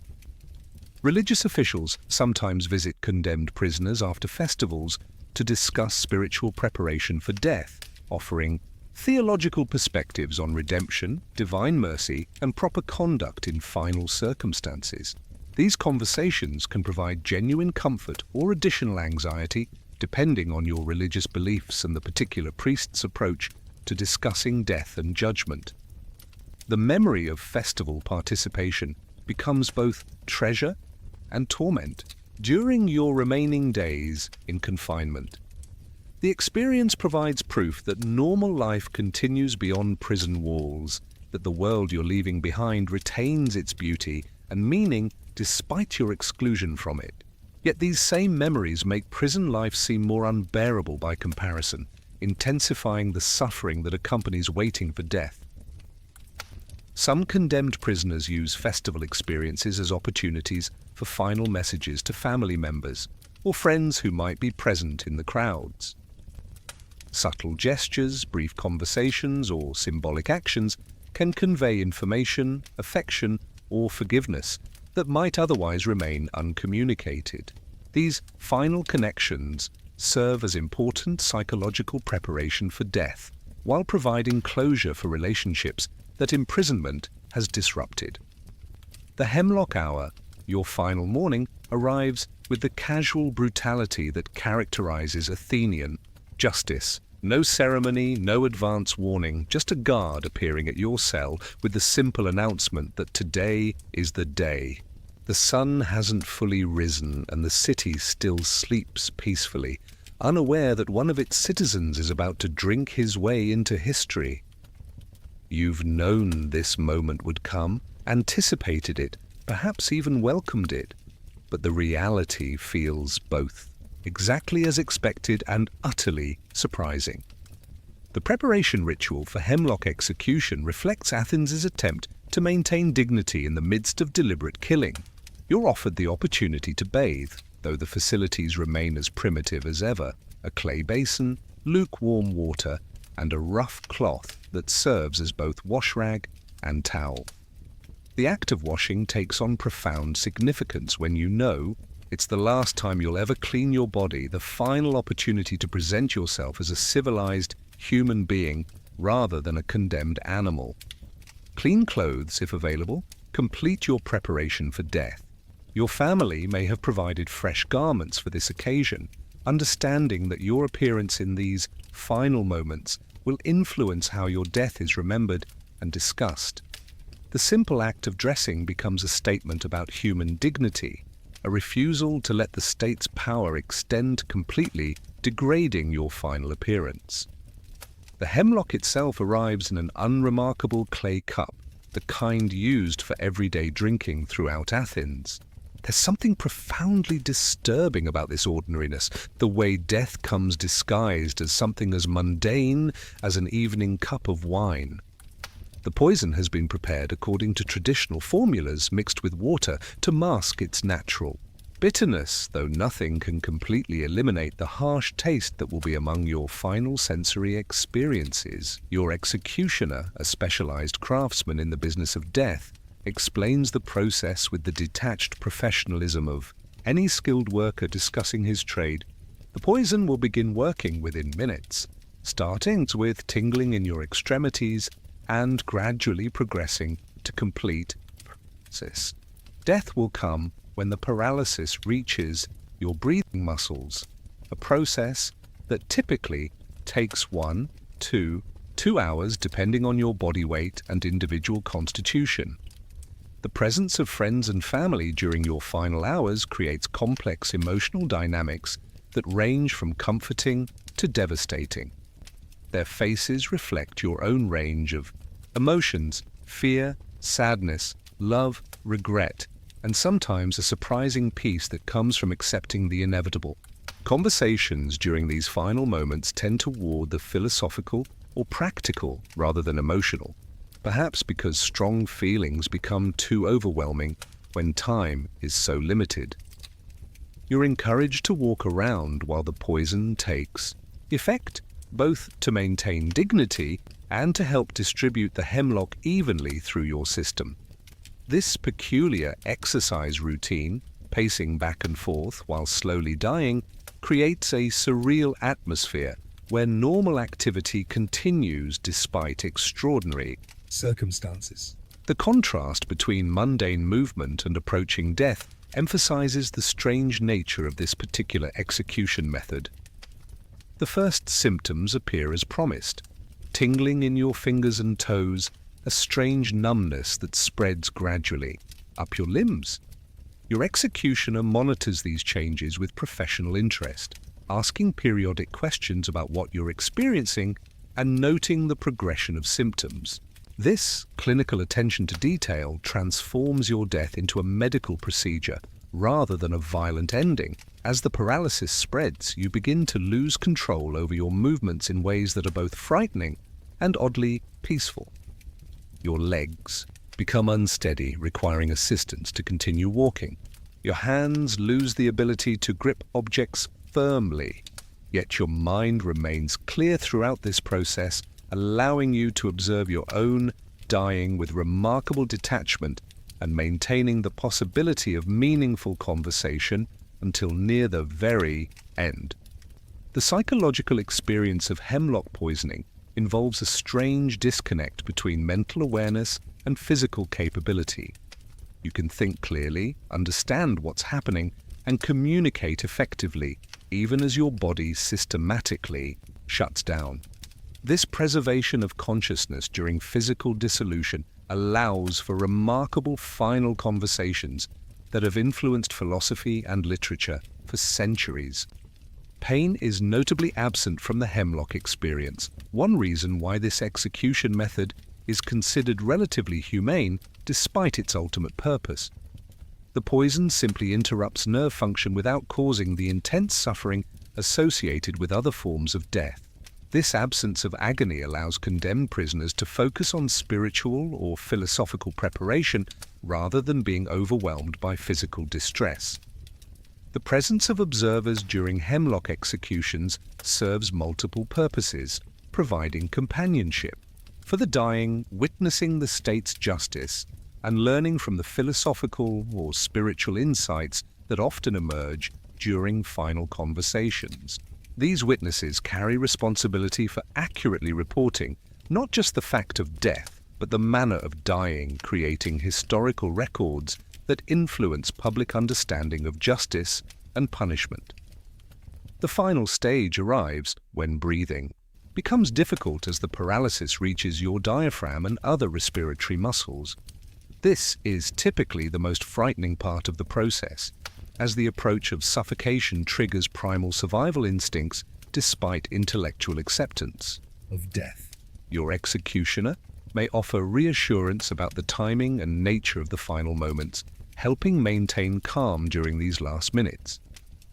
Death by hemlock typically occurs quietly, without the dramatic convulsions or violent struggles associated with other execution methods.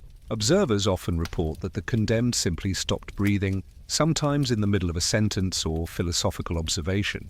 This peaceful conclusion serves Athens's desire to maintain some dignity in the process of state-sponsored killing while providing closure for friends and family. The immediate aftermath of hemlock execution involves practical matters that seem almost surreal after the profound experience of watching someone die peacefully. The body must be prepared for burial, personal effects distributed to family members, and official records completed to document that justice has been properly served. These mundane tasks help transition everyone involved from the extraordinary experience of witnessing death back to ordinary life. Your final words, whether profound philosophy or simple farewell, become part of the historical record that shapes how your death is remembered and interpreted.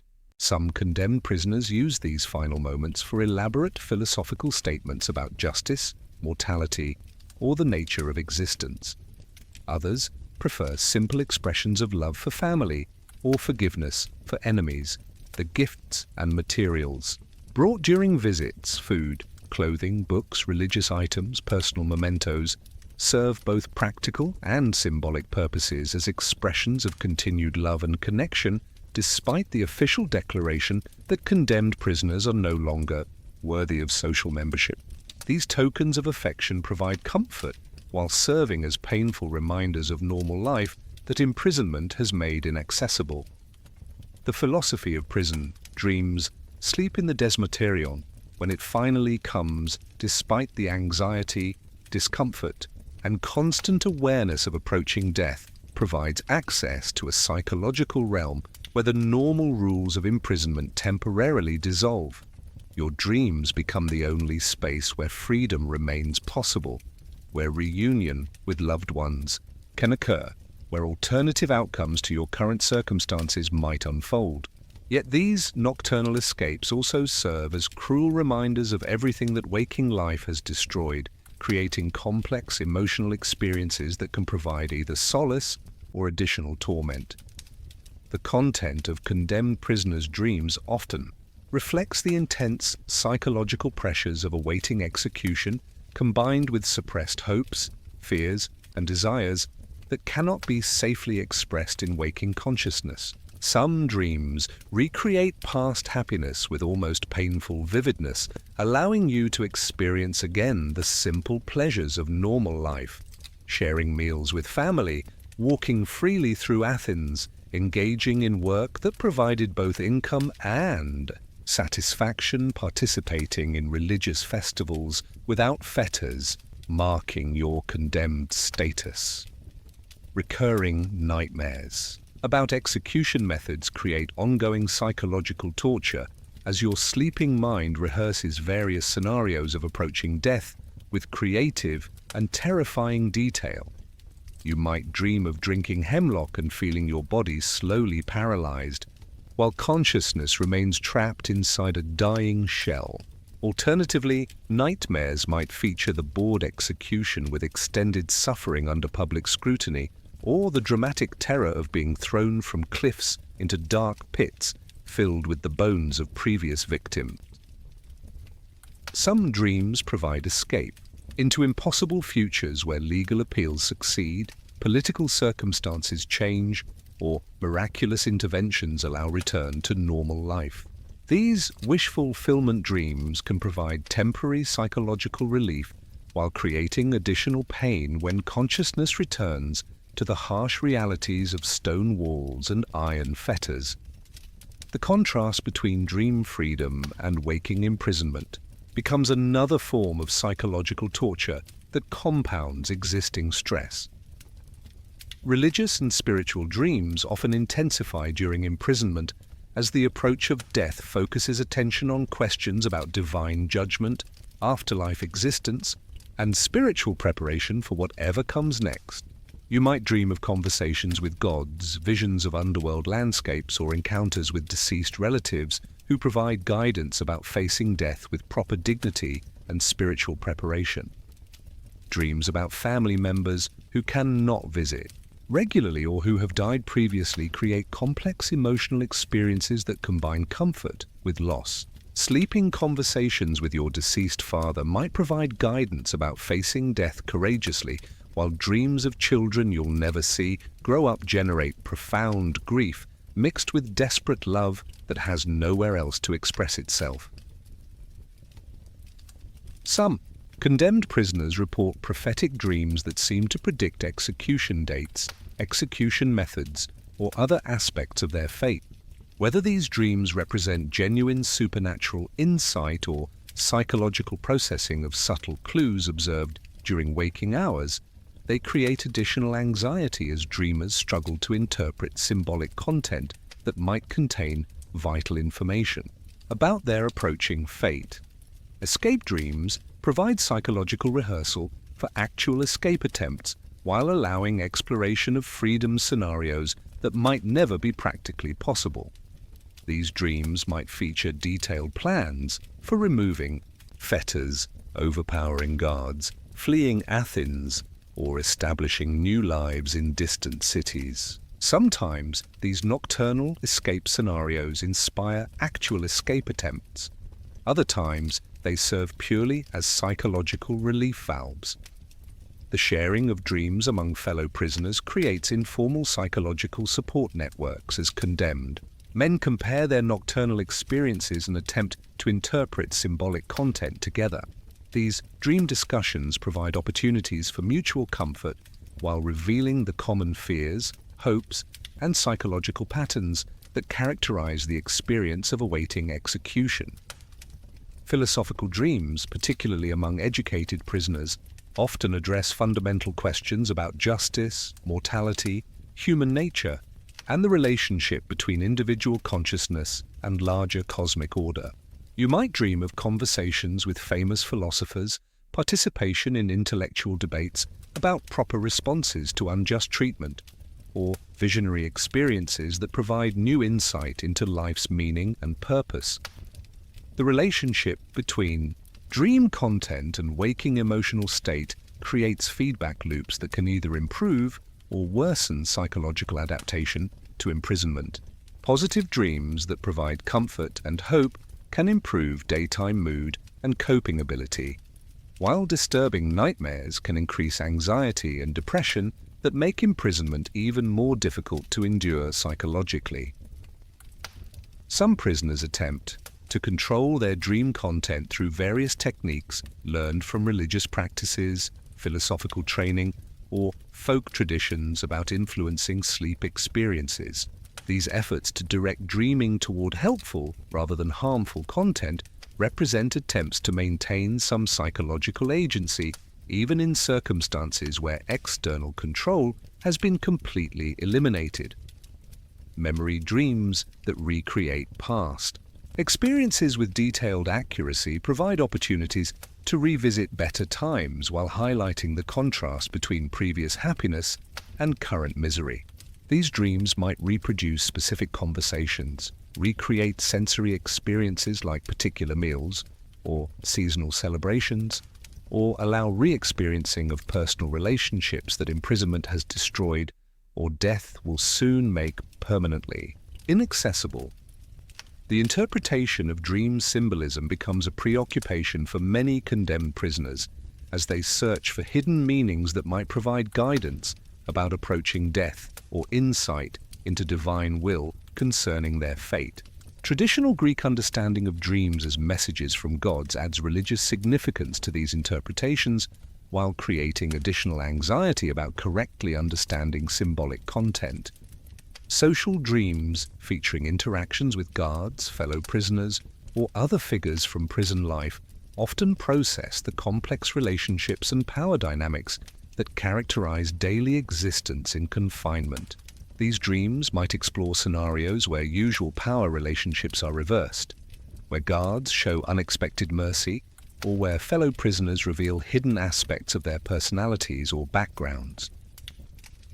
Transformation dreams, where condemned prisoners imagine themselves changed into animals, spirits, or other forms of existence, might represent psychological attempts to escape human limitations and social categories that have led to condemnation. These dreams can provide temporary liberation from the constraints of human identity, while potentially offering insight into alternative ways of understanding existence and consciousness. The timing of significant dreams often correlates with important external events like family visits, religious festivals, or rumors about execution schedules. This synchronicity between dream content and waking circumstances suggests psychological processes that attempt to integrate new information and emotional experiences through nocturnal mental activity that complements conscious adaptation efforts. Dreams about other condemned prisoners, particularly those who have already been executed, create complex experiences that combine grief, fear, and curiosity about what death actually involves. These encounters with dead fellow prisoners might provide comfort through continued relationship or increase anxiety through disturbing revelations about the experience of dying and whatever existence might follow death. The architecture of despair. Physical design of the despoterian reflects deliberate choices about how condemned prisoners should be housed, controlled, and psychologically managed during their final weeks or months of life. Every aspect of the building's architecture serves specific purposes related to security, administration, and the systematic dehumanization that transforms citizens into disposable objects awaiting destruction. Understanding these design choices reveals the calculated nature of Athenian justice and the ways that physical space can be weaponized to serve institutional goals. The building's location near the Agora places it at the heart of Athenian civic life while maintaining enough distance to avoid contaminating normal commercial and political activities with the presence of condemned criminals. This positioning serves multiple symbolic purposes, demonstrating that justice operates publicly rather than secretly, while ensuring that the business of death doesn't interfere with the business of life that characterizes healthy civil society. C. External walls of the Desmotarian present an unremarkable facade that doesn't announce its grim purpose to casual observers. This architectural discretion reflects Athenian ambivalence about capital punishment, acknowledging its necessity while avoiding excessive advertisement of state-sponsored killing. The building blends into its urban surroundings rather than standing out as a monument to judicial severity. Interior spaces are designed according to principles of efficiency and control rather than comfort or dignity. The narrow hallway that connects individual cells provides easy supervision while limiting prisoner movement and social interaction. Guards can observe multiple cells simultaneously from strategic positions while maintaining physical distance that reduces their personal involvement with condemned prisoners. Cell dimensions reflect careful calculations about minimum space requirements for human survival balanced against maximum efficiency in building construction and prisoner management. Each chamber provides just enough room for a single person to lie down, sit, stand, and manage basic bodily functions without offering space for comfort, privacy, or any activity that might make imprisonment psychologically bearable. The absence of windows in prisoner cells serves both security and psychological purposes. Windows would provide opportunities for communication with outside accomplices, potential escape routes, and visual connection to normal life that might make confinement more bearable. By eliminating windows, architects ensure that prisoners exist in artificial isolation from natural light, weather changes, and visual reminders of freedom. Ventilation systems in the Desmotarian are minimal, creating poor air quality that adds to prisoner discomfort while serving symbolic purposes about the degraded status of condemned criminals. The stuffy, stale atmosphere makes breathing itself unpleasant while contributing to the overall sensory assault that characterizes every aspect of the imprisonment experience. Stone construction serves practical purposes related to security and durability, while creating a sensory environment that emphasizes hardness, coldness, and permanence. The stone walls absorb and reflect sound in ways that make normal conversation difficult, while amplifying disturbing noises like chains clanking, prisoners moaning, or guards walking. This acoustic environment adds to psychological stress while preventing comfortable social interaction. The floor design prioritizes easy cleaning and maintenance over prisoner comfort, with stone surfaces that provide no cushioning for tired bodies while being simple for guards to wash down when necessary. The lack of any soft surfaces emphasizes the institutional nature of the space while making rest and sleep more difficult and uncomfortable. Drainage systems handle waste disposal with minimal consideration for prisoner dignity or comfort. The building includes basic facilities for removing human waste and washing away various forms of contamination, but these systems prioritize administrative convenience over humanitarian concerns about the conditions in which condemned prisoners must live. Storage areas within the building accommodate the administrative materials necessary for prisoner management, records, restraining devices, execution equipment, and supplies for guards, while providing no space for prisoner belongings or any personal items that might make confinement more psychologically bearable. This allocation of space reflects institutional priorities about what matters in the management of condemned criminals. Security features are surprisingly minimal, reflecting Athenian expectations that condemned prisoners will attempt escape rather than serve their full sentences. The building includes basic measures to prevent unauthorized entry and casual escape, but it lacks the comprehensive security systems that would characterize a facility designed for long-term prisoner retention. The entrance and exit systems allow controlled access for guards, administrators, visitors, and prisoners while maintaining enough security to prevent unauthorized departures. These systems balance administrative convenience with basic security needs while accommodating the frequent movement of people into and out of the facility for various purposes. Guard facilities within the building provide minimal accommodation for the men assigned to prisoner supervision, reflecting both the temporary nature of guard duty assignments and the low priority given to staff comfort in facility design. Guards work in conditions that are only marginally better than those experienced by prisoners, creating shared hardship that might encourage either solidarity or mutual resentment. Administrative spaces accommodate the record-keeping, scheduling, and coordination activities necessary for managing condemned prisoners and their eventual executions. These areas receive more attention to comfort and functionality than prisoner or guard spaces, reflecting institutional priorities about whose needs matter in the operation of capital punishment systems.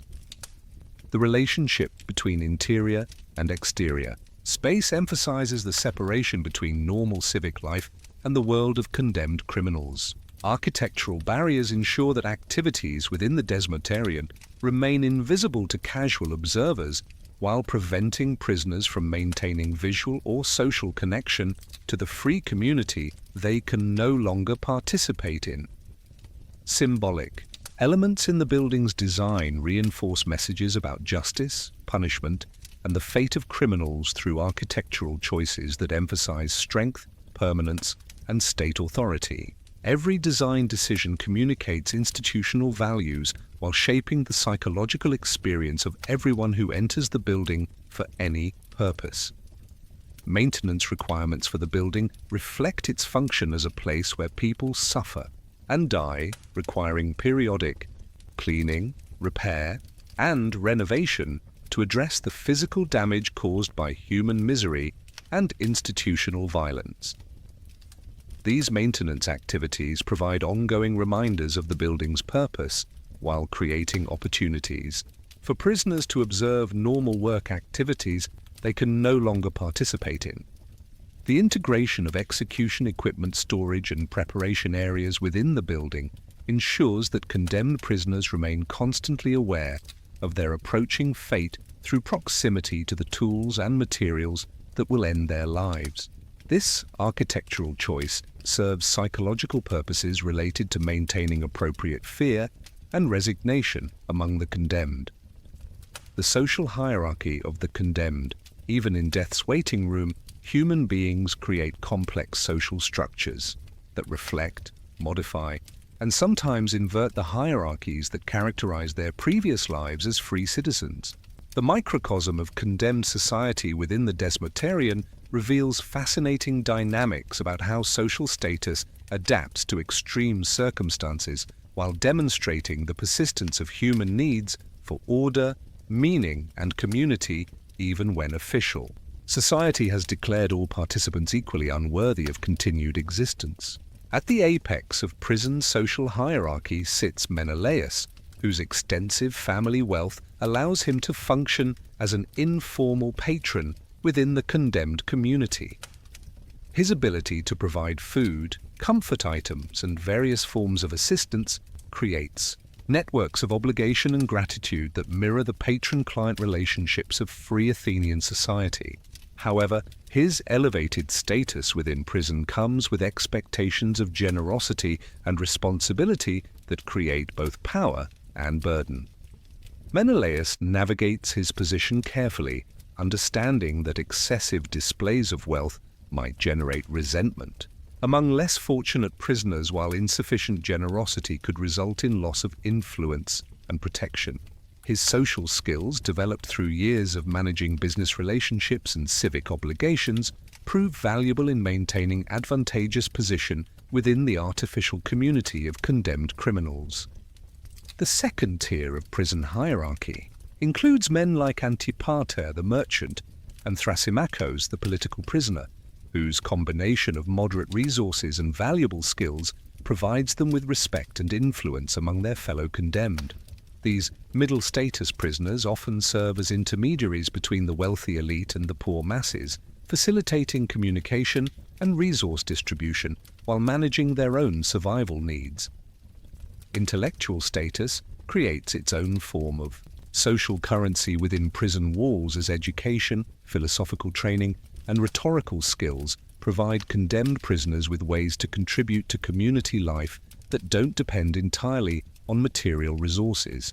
Nicias the philosopher attracts followers through his ability to provide spiritual comfort and intellectual stimulation, creating social bonds based on shared ideas rather than economic transactions. Religious authority also influences prison.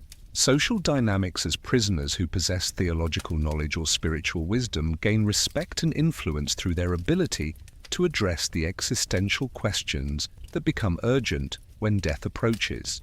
These religious figures often serve as counselors, confessors, and guides for fellow prisoners, struggling with spiritual preparation for whatever existence might follow execution. Physical strength, while less important than in more violent prison environments, still affects social relationships among condemned prisoners. Men who retain physical capability can assist weaker prisoners with basic tasks while potentially providing protection against the occasional conflicts that arise in close quarters. However, the weakening effects of poor nutrition and psychological stress limit the importance of physical dominance in establishing social hierarchy. Age creates complex social dynamics as older prisoners command respect based on life experience and philosophical acceptance of death, while younger prisoners might possess more physical energy and longer family connections that provide material support. These generational differences create opportunities for mutual assistance, as different age groups offer different resources to the condemned community. Criminal background influences social relationships in surprising ways, with some types of crimes conferring higher status than others within the prison environment. Political prisoners and philosophical dissidents often receive more respect than common thieves or violent criminals, reflecting broader social attitudes about the moral significance of different types of wrongdoing. Family connections and social networks from the outside world continue to influence prison relationships, as condemned prisoners whose relatives know each other maintain these associations within confinement. These pre-existing relationships can provide stability and support, but they can also import external conflicts and obligations into the prison environment, where they create additional complications for social harmony. The duration of imprisonment affects social status as prisoners who have survived longer in confinement develop expertise about prison life, guard behavior, and survival strategies that prove valuable to newcomers. This institutional knowledge creates informal leadership roles based on experience rather than external social position or material resources. Escape planning creates particularly complex social dynamics, as prisoners must balance individual survival needs against group loyalty while managing the security risks associated with collaborative planning.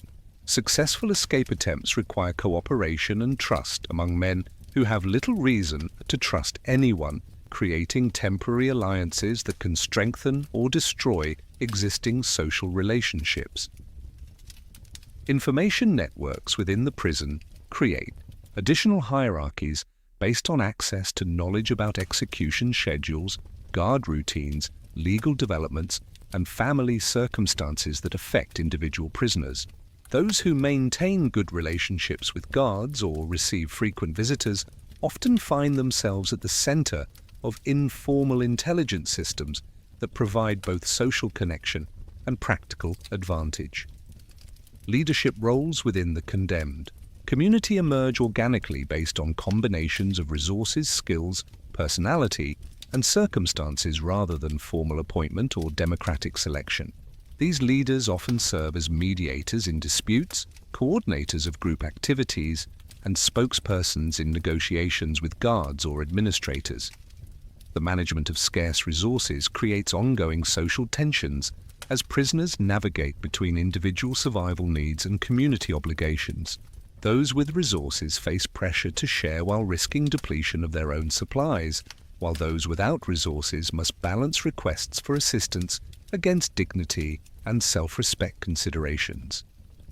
Newcomer integration represents a constant challenge for prison social systems, as the regular arrival of newly condemned prisoners requires ongoing adaptation of established relationships and hierarchies.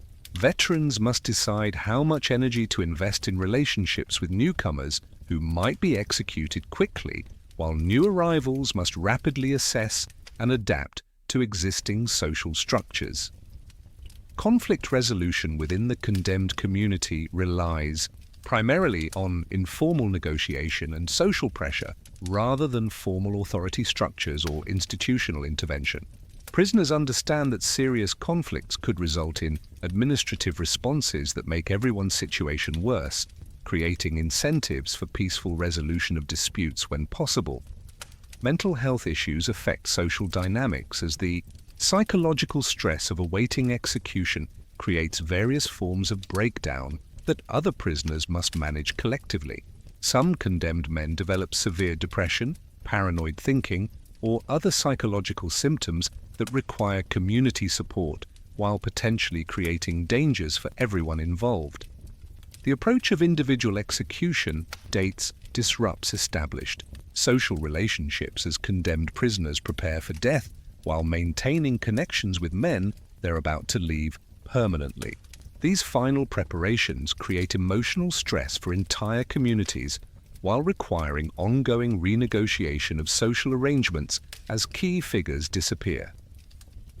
Cultural and regional differences among condemned prisoners from various parts of Attica or different Greek regions create diversity within the prison community that can either enrich social life through variety or create tensions through misunderstanding and conflicting customs.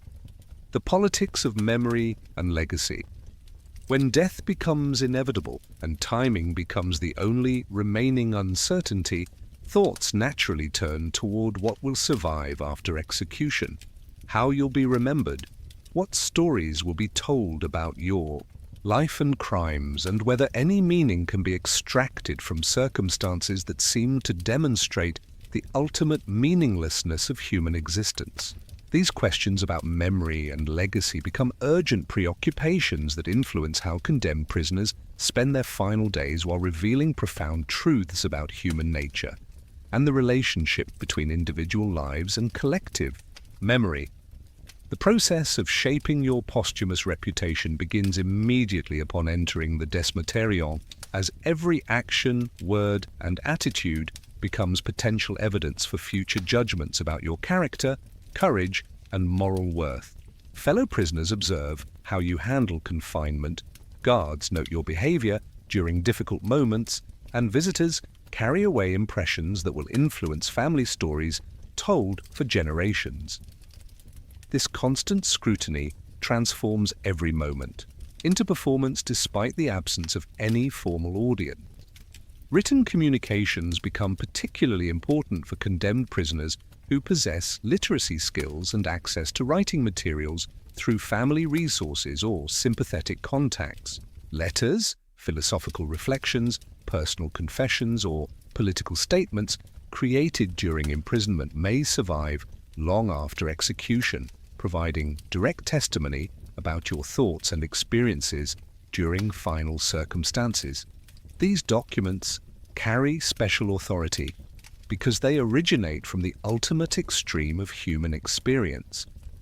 Your treatment of fellow prisoners creates one of the most significant aspects of legacy formation, as acts of kindness, courage, or wisdom demonstrated in desperate circumstances carry moral weight that actions performed under normal conditions cannot match.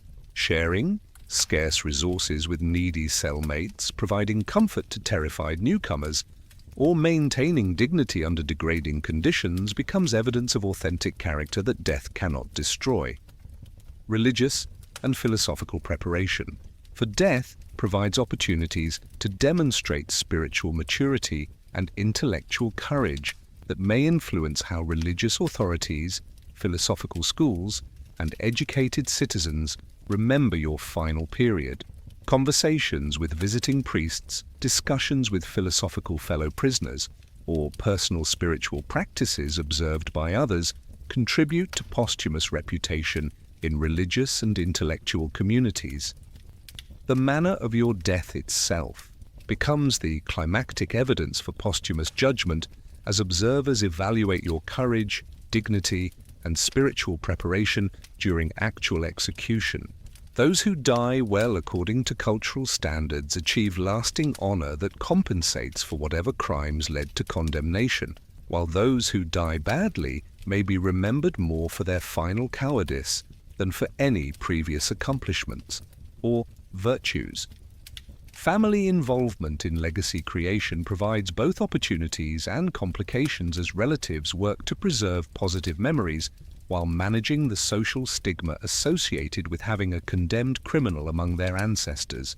Family stories, memorial practices, and ongoing care for your reputation become part of their own social identity and survival strategy in post-execution circumstances. Political considerations affect legacy formation for prisoners whose crimes involved civic activities or whose executions occur during periods of political instability. Political allies may work to portray you as a martyr for important causes, while enemies may emphasize criminal aspects of your behavior to justify harsh treatment and discredit political positions associated with your case.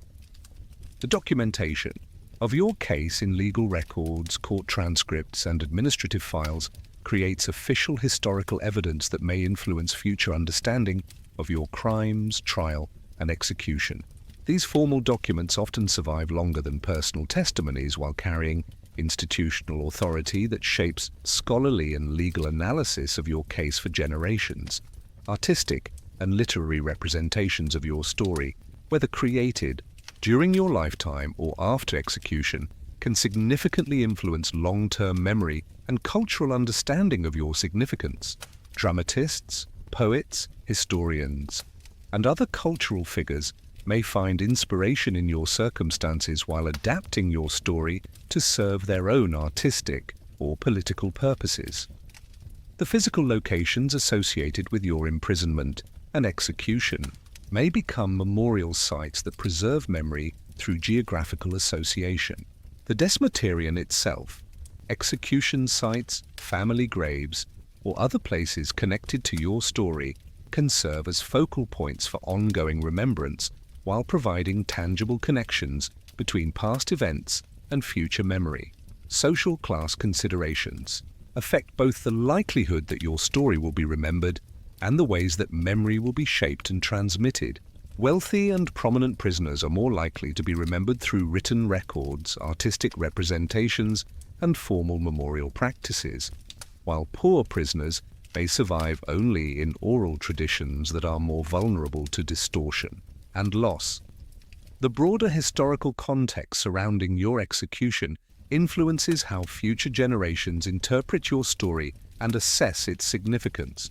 Crimes that seem heinous during one historical period may appear more sympathetic during another, while political positions that lead to condemnation may later be vindicated by changed circumstances or evolved understanding. Educational institutions and intellectual communities may preserve your memory through philosophical, legal, or historical analysis that treats your case as instructive example for future students. These academic treatments can ensure long-term survival of your story while potentially distorting personal details to serve pedagogical purposes.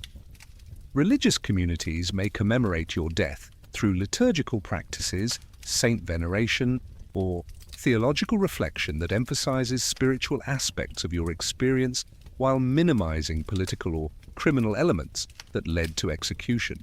These religious memories often prove remarkably durable while adapting your story to serve ongoing spiritual needs. The cyclical nature of political and social change means that posthumous reputation may fluctuate dramatically over time as different generations reinterpret your story according to their own values, concerns, and historical circumstances. Today's condemned criminal may become tomorrow's martyr, while today's martyr may become tomorrow's cautionary tale about misguided idealism. Your influence on fellow prisoners who survive your execution through escape or changed circumstances provides another avenue for legacy creation as these survivors carry forward stories, lessons, and impressions from shared imprisonment that may affect their own subsequent lives and influence their treatment of future condemned prisoners they encounter. The question of divine judgment adds theological dimensions to legacy considerations, as various religious traditions offer different teachings about posthumous evaluation of earthly actions, the possibility of redemption through proper death preparation, and the relationship between temporal punishment and eternal consequences. Personal artifacts that survive your execution, clothing, writings, artwork, religious items, or simple personal possessions may serve as physical memorial objects that help preserve memory while providing tangible connections between your earthly existence and ongoing family or community remembrance. The seasons of condemnation, the passage of time in the Desmotarian, takes on unique characteristics as natural seasonal cycles continue outside prison walls, while your own personal season of waiting for death creates its own temporal rhythms that may or may not align with the agricultural and religious calendar that structures normal Athenian life. Understanding how seasonal changes affect imprisonment, execution scheduling, and psychological adaptation provides insight into the complex relationship between natural time and institutional time in the management of capital punishment. Spring.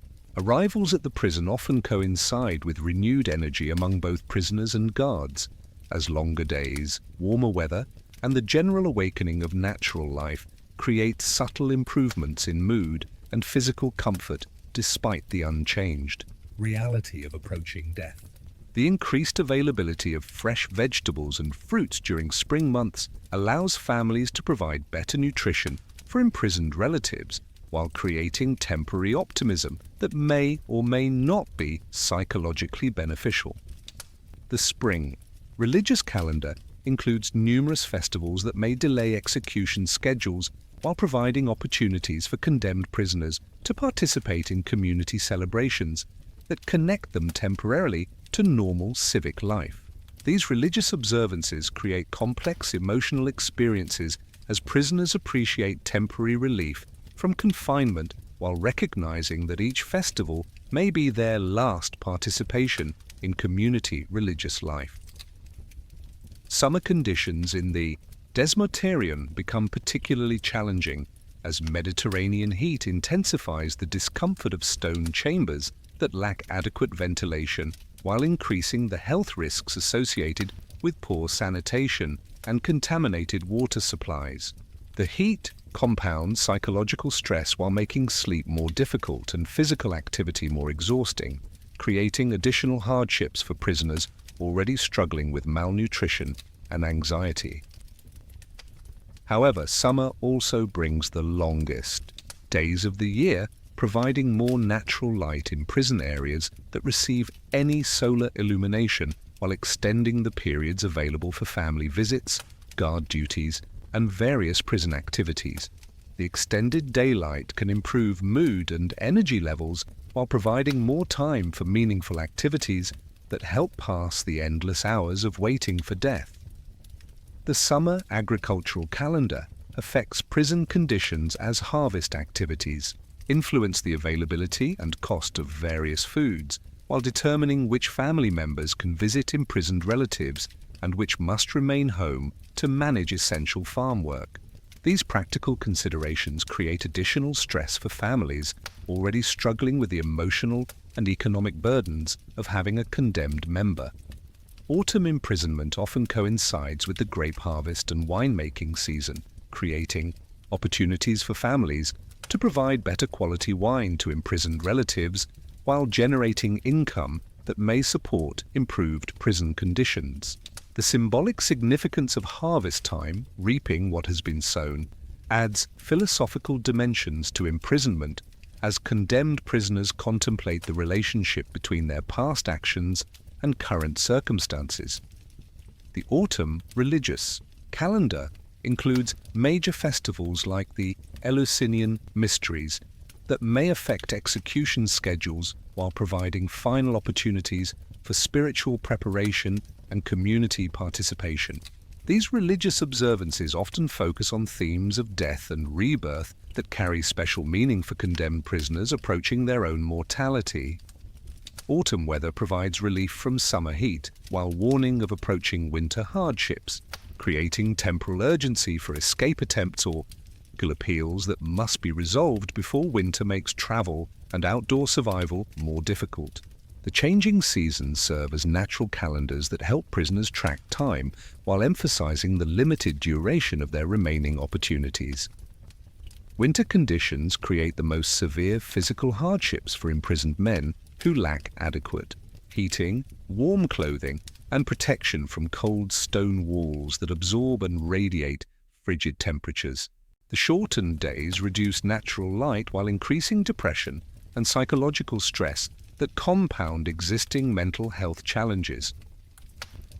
However, winter also brings certain practical advantages as the reduced agricultural activity allows more family members to focus on supporting imprisoned relatives, while the suspension of many outdoor civic activities creates more opportunities for legal proceedings, political negotiations, and other activities that might affect individual cases. The winter religious calendar includes festivals that emphasize themes of sacrifice, purification, and preparation for renewal that may provide appropriate spiritual frameworks for condemned prisoners preparing for death. These religious observances often involve community fasting, charity, and reflection that can create opportunities for improved treatment or spiritual comfort. Winter escape attempts face severe environmental challenges as cold weather, shorter days, and difficult travel conditions reduce the likelihood of successful flight while increasing the physical risks associated with outdoor survival. However, the same environmental factors that complicate escape attempts also reduce guard vigilance and administrative activity that might provide other opportunities for improved circumstances. The psychological effects of seasonal change create complex emotional experiences for condemned prisoners who must process natural cycles of renewal and decay while facing personal termination of all seasonal experience. Spring hope may feel cruel when death approaches, while winter symbolism may provide appropriate preparation for final endings. Economic aspects of seasonal change affect prison conditions as agricultural cycles influence family income, food availability, and the resources available for supporting imprisoned relatives. Harvest seasons provide opportunities for improved prison nutrition and increased family visits, while lean seasons reduce available support and increase competition for scarce resources. The relationship between execution timing and seasonal considerations reveals administrative priorities and cultural values about appropriate times for state-sponsored killing.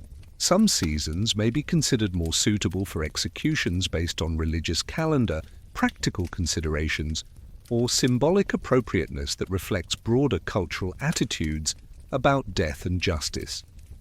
Seasonal health considerations become particularly important for malnourished and stressed prisoners who are more vulnerable to diseases and environmental challenges that change with weather conditions. Summer heat may cause dehydration and heat exhaustion, while winter cold may result in hypothermia and increase susceptibility to respiratory illnesses. The contrast between natural seasonal renewal and personal seasonal ending creates philosophical and spiritual challenges as condemned prisoners observe the eternal cycles of nature while contemplating their own permanent exclusion from future seasonal experiences. These observations may provide either comfort through connection to larger natural patterns or additional distress through emphasis on personal termination. The final dawn, as our long journey through the shadows of ancient Athenian justice draws toward its close, you find yourself once again in that small stone chamber where we began, perhaps with deeper understanding of what it truly meant to survive or fail to survive in circumstances designed to strip away every trace of human dignity while maintaining the pretense of civilized legal procedure. The walls around you have absorbed countless stories of courage and cowardice, wisdom and despair, human connection and devastating isolation that reveal both the worst and best aspects of human nature under extreme pressure. The Desmoterion, with all its calculated cruelties and unexpected mercies, stands as monument to the complex contradictions that characterize any society's attempt to balance justice with vengeance, order with compassion, collective security with individual rights. Your experience here has demonstrated how quickly the institutions of civilization can transform citizens into disposable objects while revealing the persistent human capacity for dignity, kindness, and meaning-making, even in circumstances designed to eliminate all three. Every aspect of your imprisonment, from the irregular provision of stale bread to the psychological torture of uncertain execution timing, from the dehumanizing weight of iron fetters to the surprising opportunities for escape, has illuminated the gap between official justice and human reality.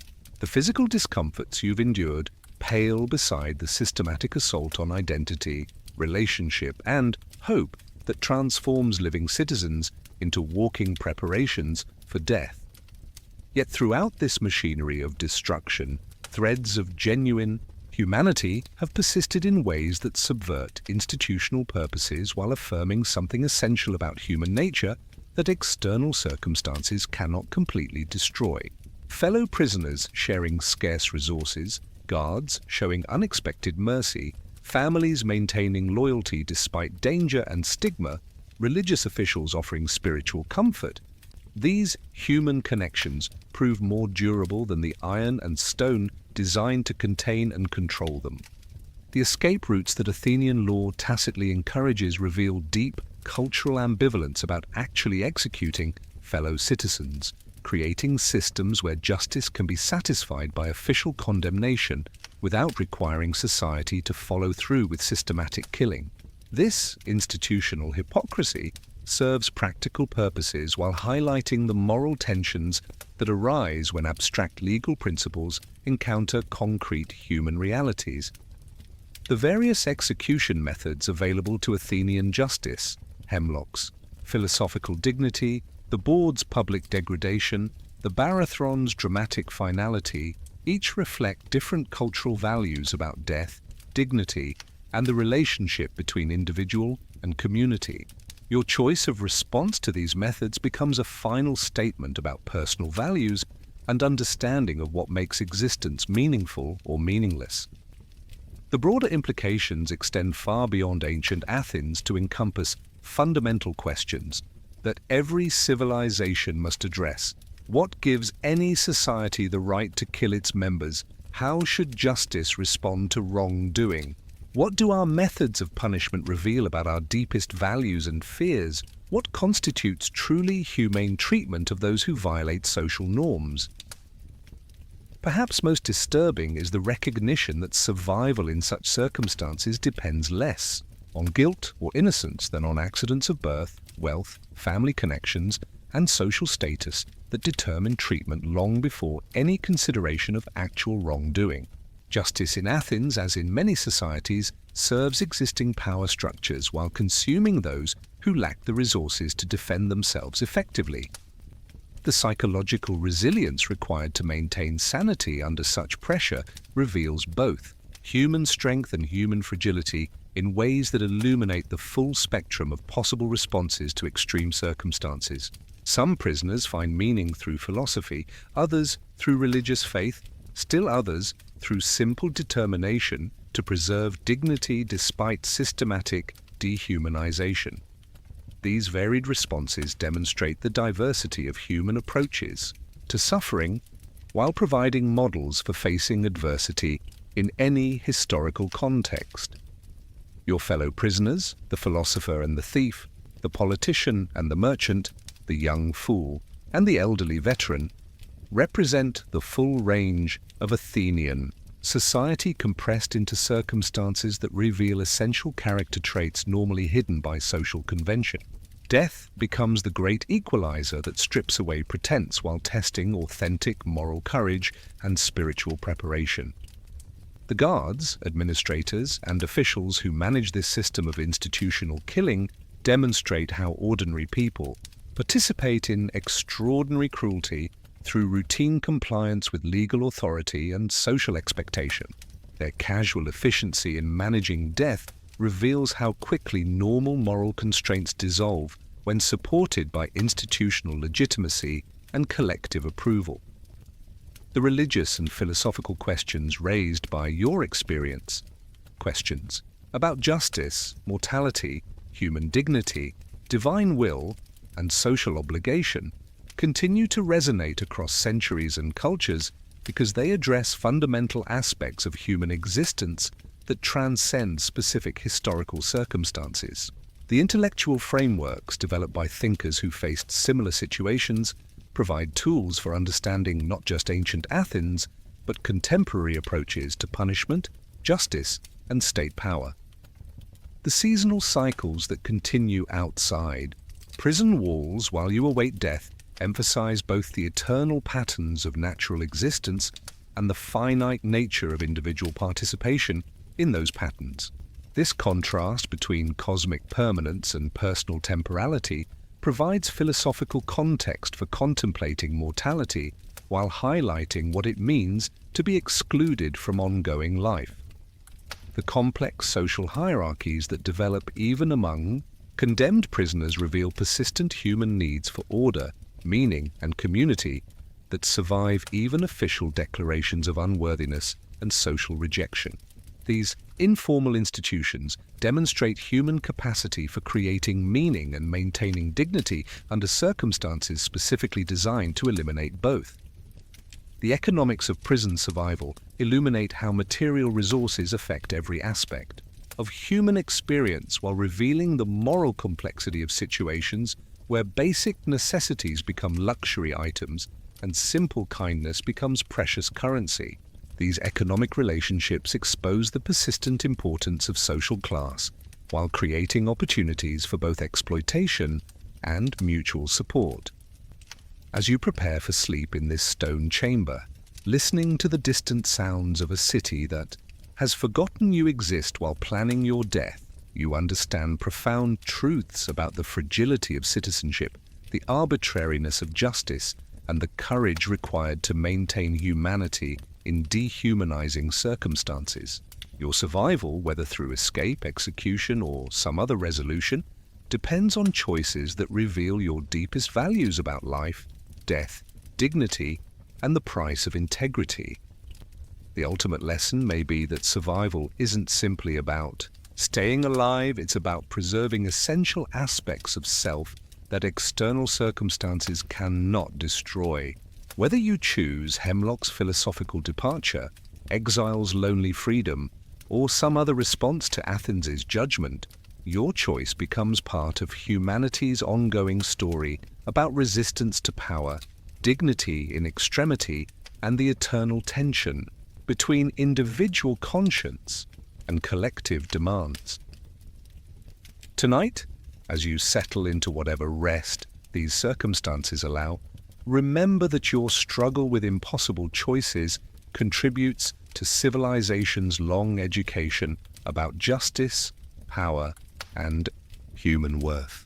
The stone walls surrounding you will eventually crumble, but the questions your experience raises about punishment, mercy, and human dignity remain as urgent today as they were in ancient Athens. Rest well, knowing that your confrontation with these ultimate circumstances adds another chapter to the eternal human story of how ordinary people respond to extraordinary challenges while maintaining whatever humanity they can preserve against overwhelming pressure to surrender it. Your experience, whatever its ultimate resolution, affirms something essential about human nature that no institution can completely destroy and no authority can entirely control. Sweet dreams, and may tomorrow bring whatever outcome allows you To maintain your essential humanity while facing whatever fate Athens, or any other power, has prepared for those who dare to live as authentic human beings in circumstances designed to reduce them to something